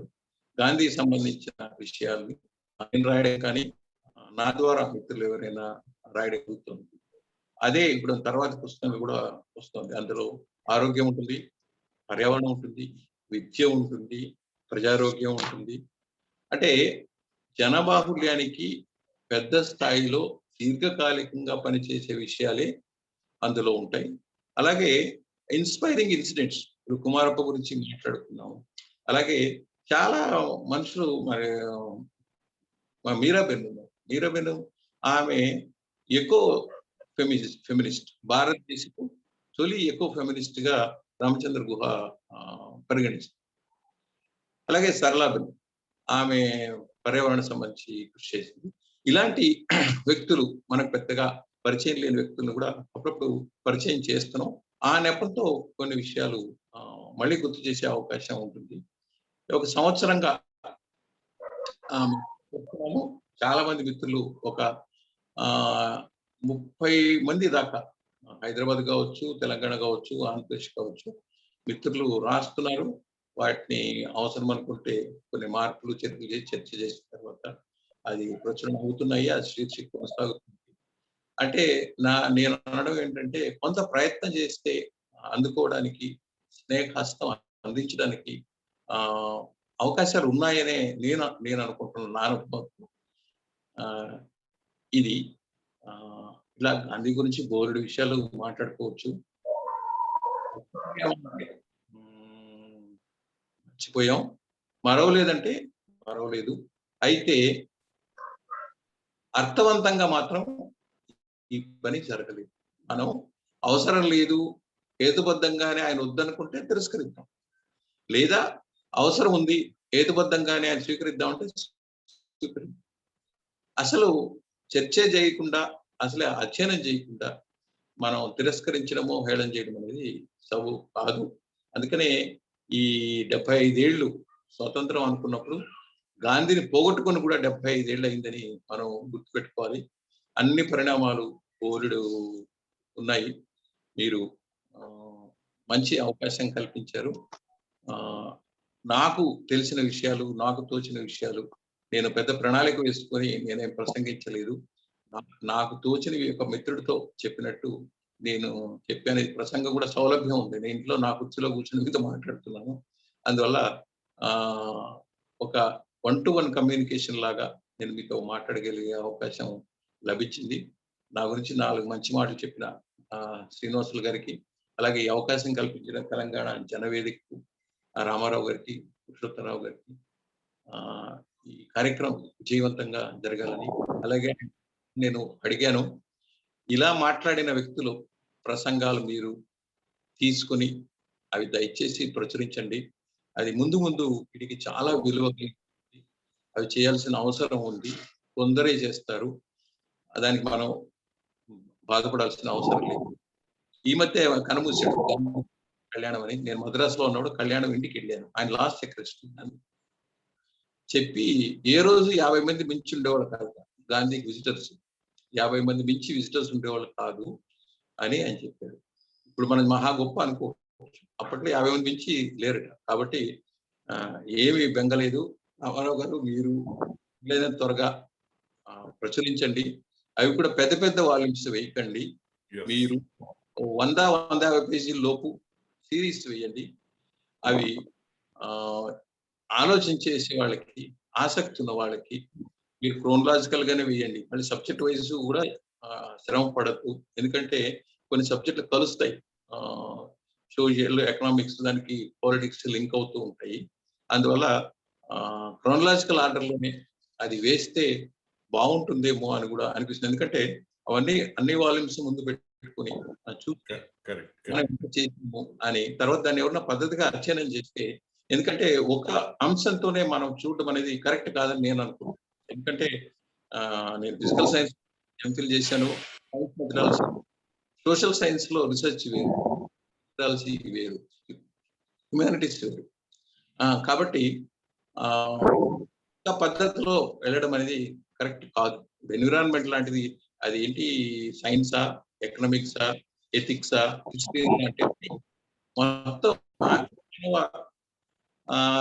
మనిషి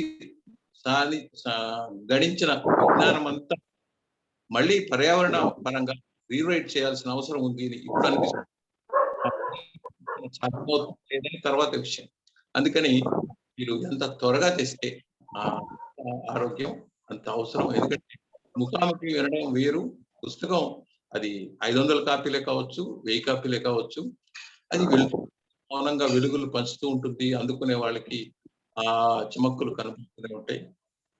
మన తెలంగాణ జనవేదిక లాంటి వేదికలు ముందు మరిన్ని రావడానికి, రామారావు లాంటి వ్యక్తులు మరిమంత రావడానికి కూడా దోహదపడుతుంది. అది సాధ్యమైన త్వరగా మీరు చేయండి. ప్రతి 6 నెలలకి ఒక 100 పేజీల పుస్తకం తెచ్చే పద్ధతిలో మీరు చేయాలని, నాకు దాని సాధక బాధకాలు తెలియవు. నేను దీన్ని మీతో ఫోన్లో కూడా మాట్లాడుతున్నా, సభాముఖంగా కూడా మీతో రిక్వెస్ట్ చేయాలనిపించింది. అది ఇప్పుడే మొదలెట్టండి. కనీసం ఈ సంవత్సరం లోపు ఒక 100 పేజీలు వాల్యూమ్ తీసుకోండి. ప్రతి 6 నెలలకి ఒక వాల్యూమ్ చెట్టు చేయండి సార్. ఎందుకంటే 400 సమావేశాలు చేయడం అనేది చిన్న విషయం కాదు. అంతేకాకుండా నేను మీ సమావేశం పూర్తి లేదు, కానీ కొన్ని సమావేశాలు ఇచ్చాను, ఇంటరాక్షన్ కూడా ఉంది. సో చాలా వెరైటీ ఉంది. నేను 30 ఏళ్ళలో స్పోకెన్ వర్డ్ చూశానండి. దాంట్లో పొలిటిక్స్ వస్తాయి, సైన్స్, సోషల్ సైన్స్ వస్తాయి, హిస్టరీ వస్తుంది, వస్తుంది. కాబట్టి ఇన్ని విషయాలు మనిషికి అవసరమైన అన్ని కావాల్సింది, లైక్ భోజనాలు అన్ని కావాల్సిన. అందువల్ల మీరు అది కూడా దీని మీద ఎంత శ్రద్ధ పెడుతున్నారో దానికి రెట్టించిన దృష్టి అవసరమేమో. ఎందుకంటే 400 సమావేశాలు చేసిన తర్వాత అన్ని మనిషి విషయం కాదు, మీరు చేయాలని ఆశిస్తూ ఈరోజు మీ అందరితో కల్పించారు. మిత్రులందరికీ మరోసారి నమస్కారం, ధన్యవాదాలు. Thank you sir, thank you. Doctor Nagasuri Venugopal గారు సుమారుగా 1:25 సమయం పాటు లోతైనటువంటి విశ్లేషణ చేయడం అనేటువంటిది జరిగింది. ప్రధానంగా మహాత్ముని మర్చిపోయిన 7.5 దశాబ్దాల భారతం అనేటువంటి అంశం మీద నిజానికి సారు లోతైనటువంటి విశ్లేషణ లోతుబోతూనే మహాత్మా గాంధీ ఆనాడు ఈ దేశంలో ఉండేటువంటి 7 లక్షల గ్రామాలు ఏవైతే ఉన్నాయో వాటిని స్వయం సమృద్ధి చేయాలని కావాలని కోరుకున్నాడు. ముఖ్యంగా ఆ గ్రామాల లోపల విద్య కానీ, వైద్యం కానీ, ఆరోగ్యం కానీ ప్రధానంగా అభివృద్ధి సాధించాలి వాటితోనే అనేటువంటిది చెప్పుకుంటూనే ఇవాళ పర్యావరణం గురించి మనము కొత్తగా చెప్పుకుంటున్నాం. కానీ ఆనాడే 2 ప్రపంచ యుద్ధాలు జరిగినటువంటి సమయంలోనే మహాత్మా గాంధీ గారు పర్యావరణం గురించి చాలా స్పష్టంగా చెప్పాడు. పర్యావరణాన్ని కాపాడాలనేటువంటి విషయాన్ని వారు చెప్పడం అనేటువంటి జరిగింది అనేటువంటి విషయాన్ని డాక్టర్ నాగసూరి వేణుగోపాల్ గారు చాలా స్పష్టంగా తెలియజెప్పారు. అదే విధంగా ఈ భూమి మీద మహాత్మా గాంధీ గురించి వారు ఒక చాలా అత్యున్నతమైనటువంటి ఒక విషయాన్ని చెప్పుకుంటూనే ఈ భూమి మీద అత్యుత్తమమైనటువంటి వ్యక్తిగా మనం మహాత్మా గాంధీని కొనియాడవలసినటువంటి అవసరం ఉంది. అతడు చూస్తా సామాన్యుడిగానే కనపడతాడు కానీ ఉత్తమమైనటువంటి వ్యక్తిగా వారు చెప్తూనే వారు ప్రధానంగా గాంధీ గారు చేయనటువంటి విషయాలు అంటే వారు చెప్పినటువంటి విషయాల లోపల విలాసవంతమైనటువంటి జీవితం గాని, నైతికత లోపించినటువంటి జ్ఞానం గాని, విలువలకు పొసగని రాజకీయాలు గాని ఇలాంటివి ఉండకూడదు అనేటువంటిది గాంధీ గారు చాలా స్పష్టంగా చెప్పారనేటువంటి విషయాన్ని డాక్టర్ నాగసూరి వేణుగోపాల్ గారు మనకు తెలియజెప్పారు. వారికి మా తెలంగాణ జనవేదిక తరఫున ప్రత్యేకమైనటువంటి ధన్యవాదాలు సార్. అదే విధంగా సార్ గారు ఏమైనా నా ఇంట్రడక్షన్ లో ఏమైనా పొరపాట్లు కానీ జరిగినట్లయితే దయచేసి మన్నించగలరని మరొకసారి మిమ్మల్ని కోరుకుంటూ, దయచేసి తప్పున్నట్లయితే మన్నించగలరు సార్. నేను ఆ విధంగా అనుకోలేదు. మిమ్మల్ని నేను ఏమనుకున్నా అంటే సెంట్రల్ గవర్నమెంట్ లో పనిచేసేటువంటి ఉద్యోగస్తులు ప్రభుత్వాలకు వ్యతిరేకంగా మాట్లాడారనే విషయాన్నే నేను చెప్పాను కానీ ఇంకా లోతుగా పోలేదు సార్. ప్రవక్త అంటే నేను స్పీకర్ అనుకున్నాను సార్. ఎందుకంటే నేను కూడా ఆల్ ఇండియా రేడియో వరంగల్లో క్యాజువల్ అనౌన్సర్ గా పనిచేశాను, అంతే తప్ప వేరే ఉద్దేశం కాదు సార్. దయచేసి దీన్ని మన్నించగలరని మరొకసారి మిమ్మల్ని కోరుకుంటూ మా తెలంగాణ జనవేదిక తరఫున ప్రత్యేకమైనటువంటి ధన్యవాదాలు సార్. ఇప్పుడు మిత్రులు ఎవరైనా మాట్లాడవలసిందిగా డాక్టర్ సుధాకర్ గారు, ప్రొఫెసర్ సుధాకర్ గారు. Okay, thank you very much.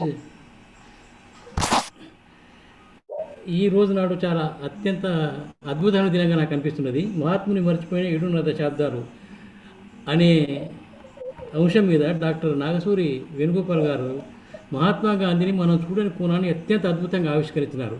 అయితే ఆశ్చర్యపోతున్నాను, ఇంత అద్భుతంగా వీరు ఎక్కడ మహాత్మా గాంధీ పుస్తకాలు కానీ లేదా సబ్జెక్ట్ మీద కానీ నేను అక్కడ చెప్తూ ఉంటాను, మాట్లాడుతుంటాను. కానీ ఈరోజు నేను చూసినటువంటి పార్శాన్ని నేను ఎప్పుడు వినలేదు అసలు.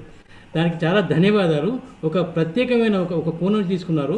కానీ అయితే నేను ఏమనుకున్నానంటే ఈ మధ్యకాలం లోపల ఈ కాంటెంపరీ పొలిటికల్ సినేరియో లోపల Gandhi's legacy is being conveniently forgotten in recent times అని చర్చ జరుగుతున్నది.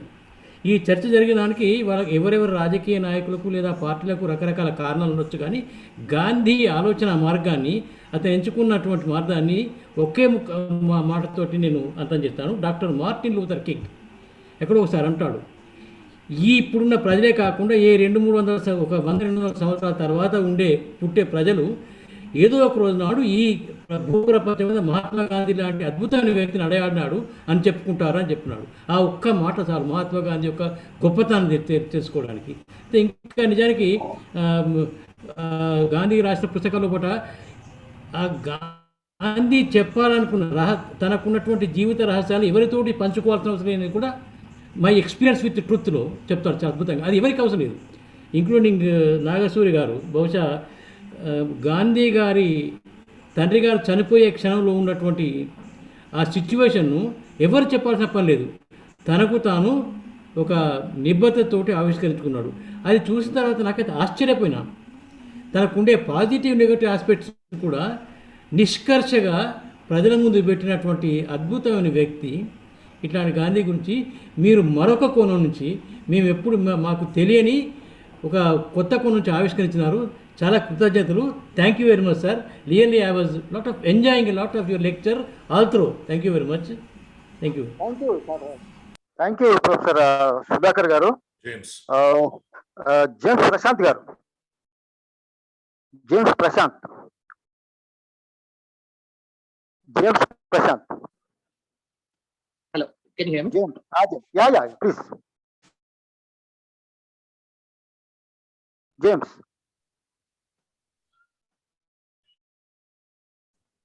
Unmute James, sir. Thank you so much, Professor. A brilliant talk. I really enjoyed it, listened to it with attention. And so I only have a small comment to make. So I was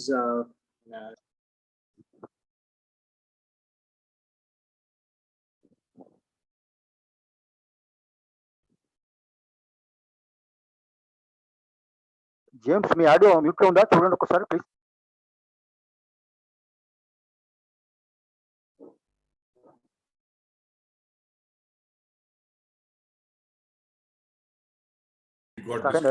he got disconnected. You can call somebody else, please. Okay, Professor Vishnu Charan Chaudhary, sir. Sir, Professor Vishnu Charan Chaudhary, sir. Chaudhary, sir.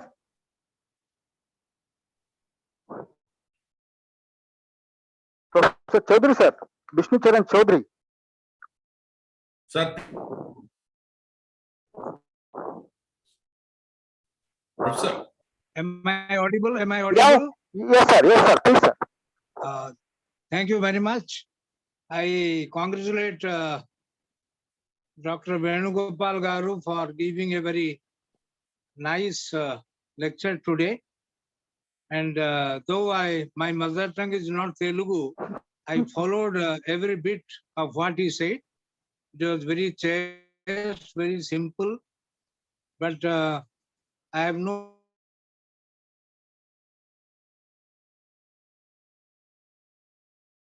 question to put. Gandhi is not in India today was the topic that we discussed. Let us put some important prescription of Mahatma Gandhi. He talked about truth, but we are not following that either in the letter or in spirit. He talked about violence. We are seeing different types of violent activities in the country. He talked about self-rule or self-sufficiency. We are yet to achieve that. He opposed parliamentary democracy.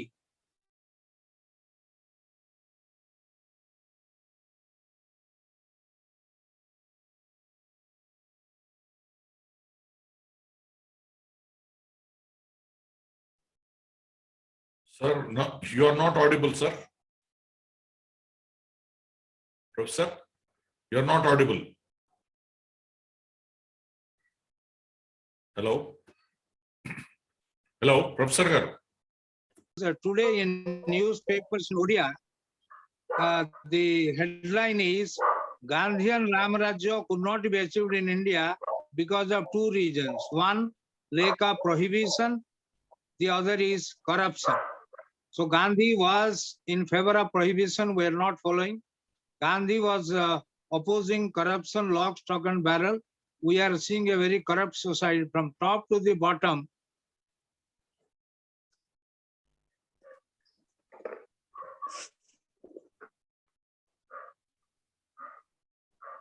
Village, the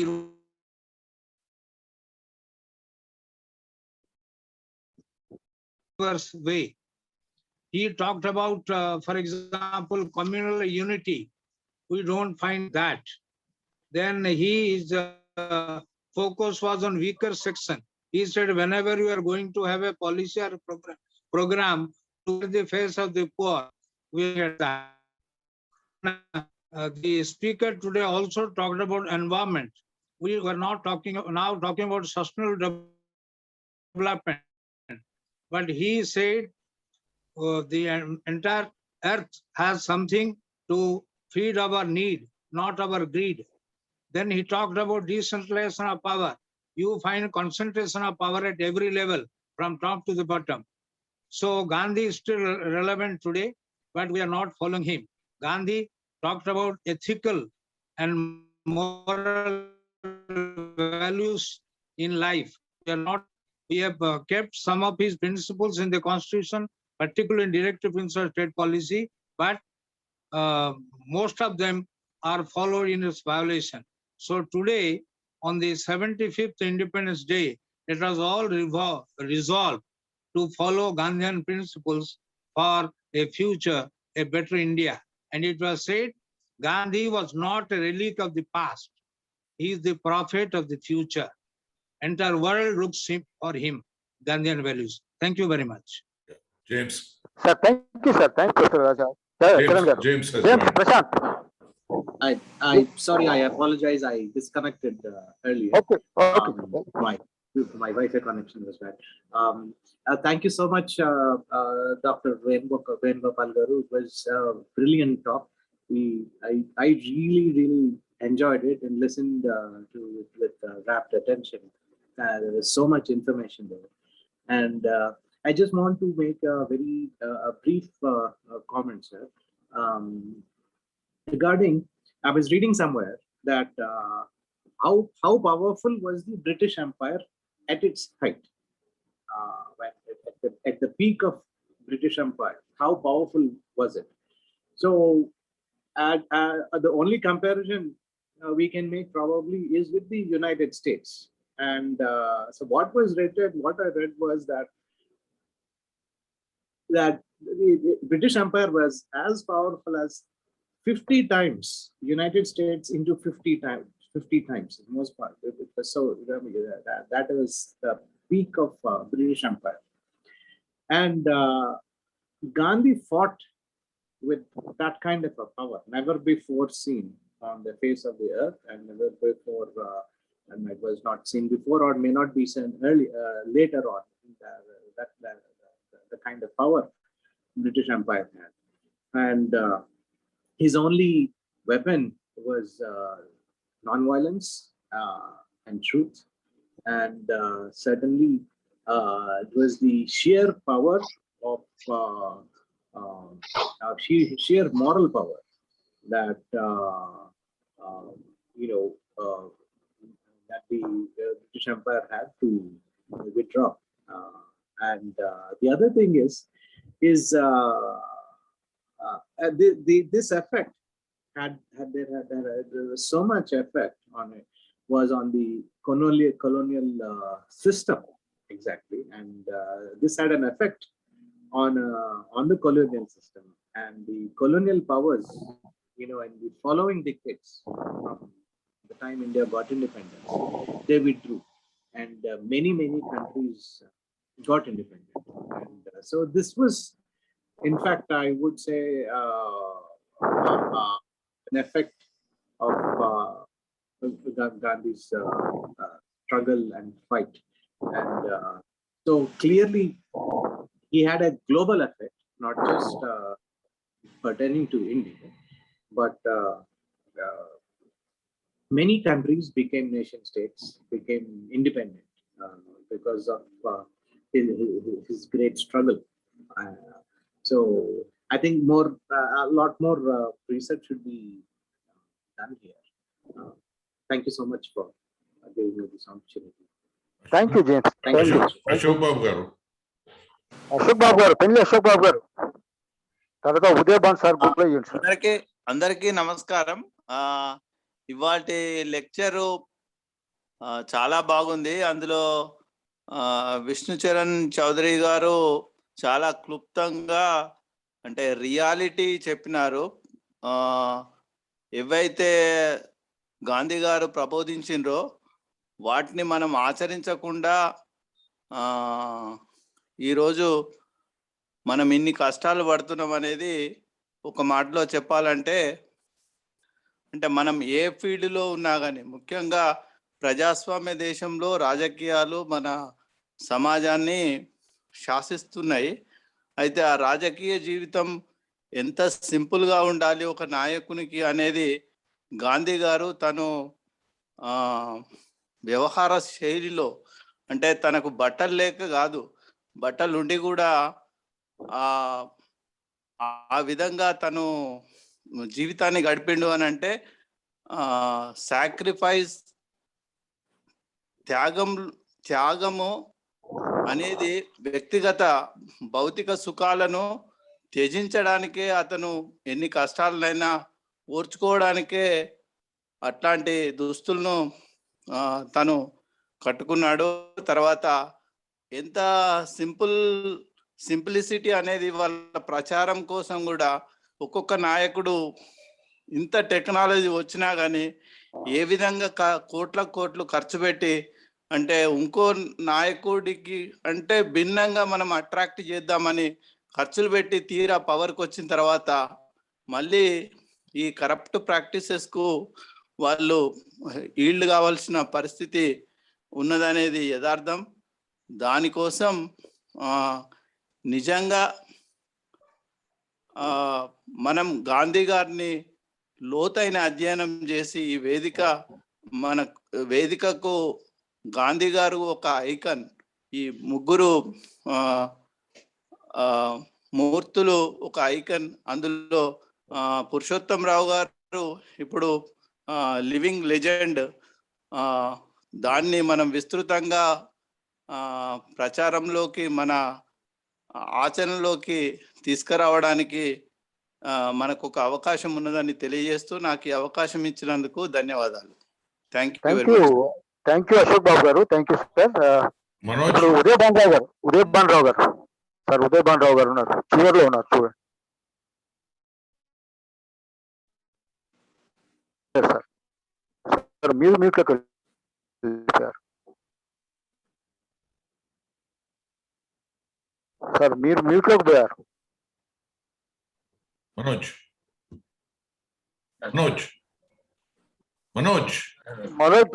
Reddy గారు. అందరికీ నమస్కారం అండి.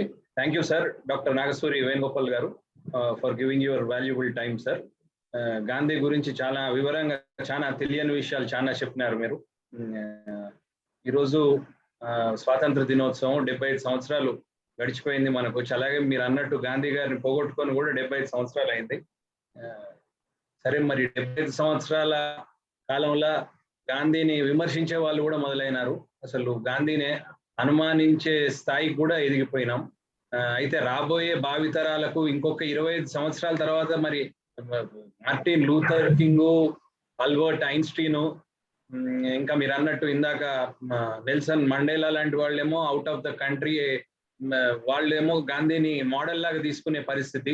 కానీ మన దేశంలో రేపు రాబోయే భావితరాలు 25 సంవత్సరాల తర్వాత అసలు గాంధీని ఎట్లా చిత్రీకరించబోతున్నారో ఇప్పుడున్న రాజకీయ నాయకులు అర్థం కావటం లేదు. అలాగే మా గురువు గారు పురుషోత్తమరావు గారు గాంధీ పదం అని గత 20 సంవత్సరాల కిందనే స్టార్ట్ చేసి మొత్తం రాష్ట్రం, సౌత్ ఇండియా మొత్తం తిరగడం జరిగిందండి. అట్లనే ఇప్పుడు రాబోయే భావితరాలకు మహాత్మా గాంధీ అనేవాడు ఏందో తెలియవలసిన అవసరం ఉన్నది బాగా. కాబట్టి మీలాంటి వాళ్ళ ఈ సందేశాలు ఇట్లాంటివి చాలా అవసరం. ఎందుకంటే కనుమరుగయ్యే పరిస్థితి కూడా కనిపిస్తుంది. ఎందుకంటే ఐన్స్టీన్ ఆల్రెడీ అన్నాడు కూడా, ఇట్లాంటి రక్త మాంసాలు కలిగిన వ్యక్తి మరి ముందు తరాల వాళ్ళు అసలు నమ్ముతారా అని కూడా అన్నారు. అలాగే మిమ్మల్ని ఈరోజు మాకు ఇంట్రడ్యూస్ చేసిన మా రామన్న గారికి థ్యాంక్ యూ, ధన్యవాదాలు చెప్పుకుంటూ ముగించుకుంటున్నాను. నమస్కారం. Thank you Manoj Reddy garu. Thank you sir. Uday Bhan Rao గారు.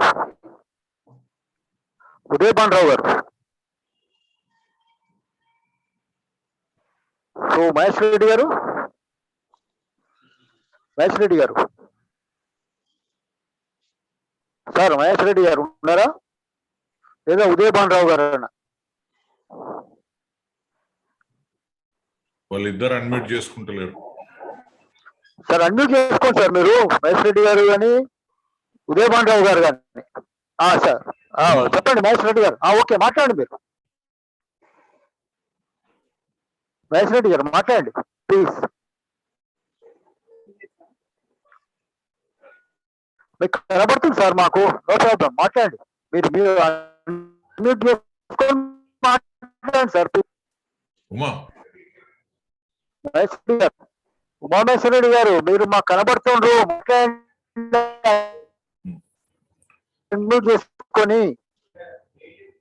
ఓకే సరే, అతర్ హుస్సేన్ మాట్లాడతాడట. ఉమామేశ్వర రెడ్డి గారు,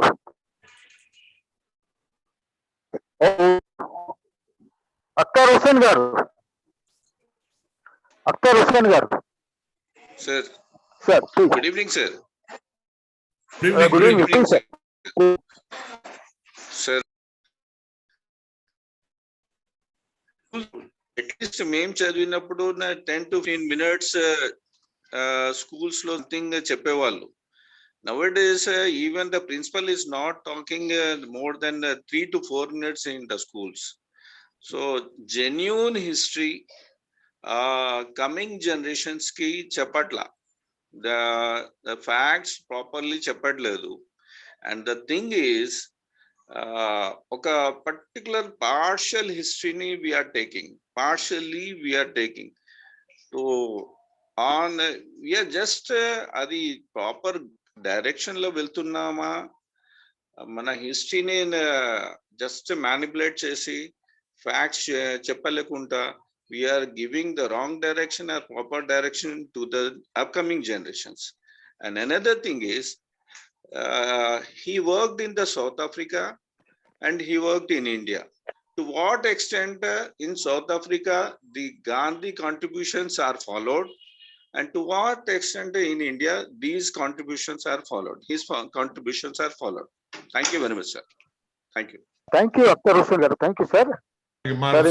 సార్ సమాధానం సార్ 2 నిమిషాలు. సార్ అదే సార్ సార్ సార్ నాలుగు doctor sir Venugopal sir. Yeah sir please sir. నేను ప్రత్యేకించి చెప్పేది ఏం లేదు. మిత్రులు చాలా స్ఫుటంగా వాళ్ళ అభిప్రాయం చెప్పారు. చాలా చాలా అభినందనలు. తెలంగాణ జనవేదిక ఈ చర్చని, డిబేట్ని చాలా సీరియస్ గా నిర్వహిస్తోంది అని మరోసారి నాకు ప్రత్యక్షంగా అనుభవం అయింది. చాలా సంతోషం. ఇలాగే కొనసాగాలి. వైరుధ్యాన్ని కూడా మనం ఆహ్వానిద్దాం, వైవిధ్యాన్ని ఆహ్వానిద్దాం. ఏదన్నా అవసరం అనుకుంటే మనల్ని మనం కరెక్ట్ చేసుకుందాం. మనకు మరింత నాలెడ్జ్ వచ్చినప్పుడు మన అభిప్రాయంలో కూడా మార్పు రావాల్సిన అవసరం ఉంది. అది ఎవరు అభ్యంతరం పెట్టరు. అలా పెట్టడం సైంటిఫిక్ వే కాదు. కనుక ఆ పద్ధతిలోనే మీరు వెళ్ళడం చాలా చాలా బాగుంది. మీరు ఇలాగే సాధ్యమైనంత విస్తృతంగా అంశాలని చేపట్టండి.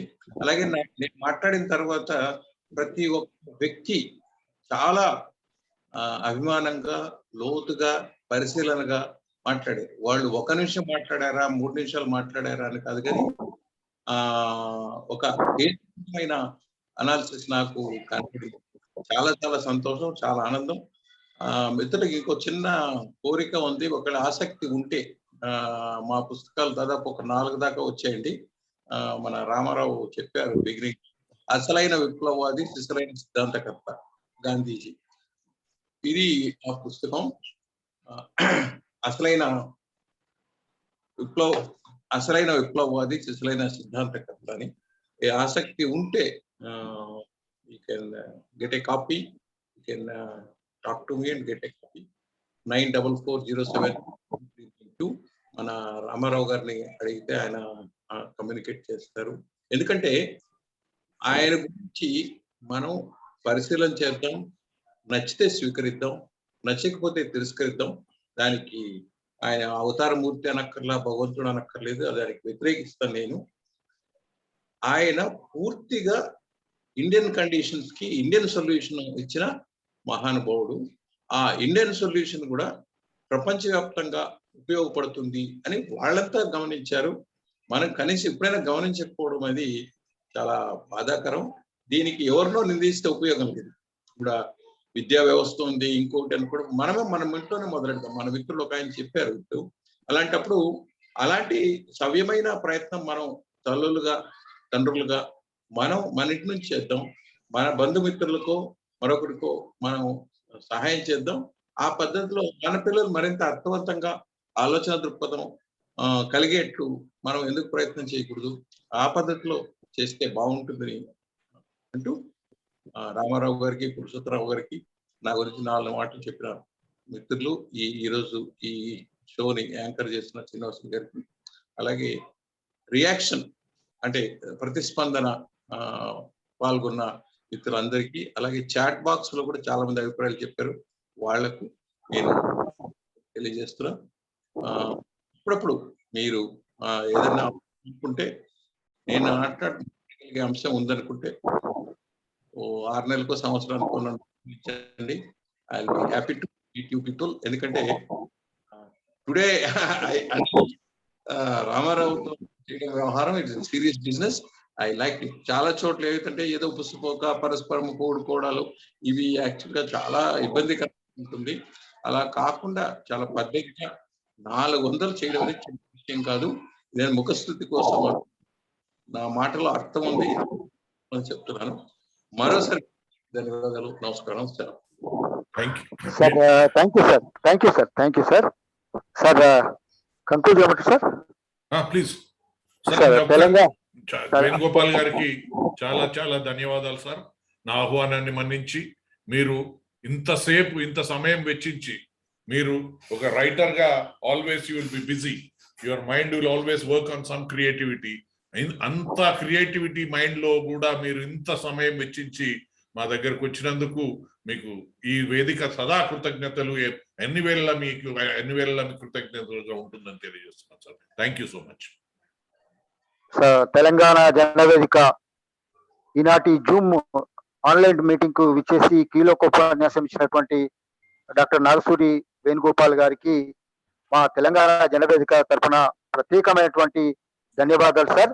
అదే విధంగా ఈనాటి కార్యక్రమంలో పాల్గొన్నటువంటి ప్రొఫెసర్ సుధాకర్ గారికి, ప్రొఫెసర్ విష్ణు చరణ్ చౌదరి గారికి, జేమ్స్ ప్రశాంత్ గారికి, అఖ్తర్ హుస్సేన్ గారికి, అశోక్ బాబు గారికి, మహేష్ రెడ్డి గారికి, మనోజ్ రెడ్డి గారికి, ఉదయభాన్ రావు గారికి మరియు ఇతర మిత్రులందరికీ పేరు పేరున పాల్గొన్నటువంటి ప్రతి వేదిక సభ్యుడికి ధన్యవాదాలు తెలియజేసుకుంటున్నాం. ఇంతటితో ఈ యొక్క సెషన్ ముగుస్తుంది. వచ్చే ఆదివారము మరొక అంశంతో కలుసుకుంటామని తెలియజేస్తూ అందరికీ తెలంగాణ జనవేదిక తరఫున మరొక్కసారి కృతజ్ఞతలు, ధన్యవాదాలు తెలియజేసుకుంటూ సెలవు తీసుకుంటాం. అందరికీ thanks to everyone. Thank you sir. Thank you. Good night everybody. Good night. Good night.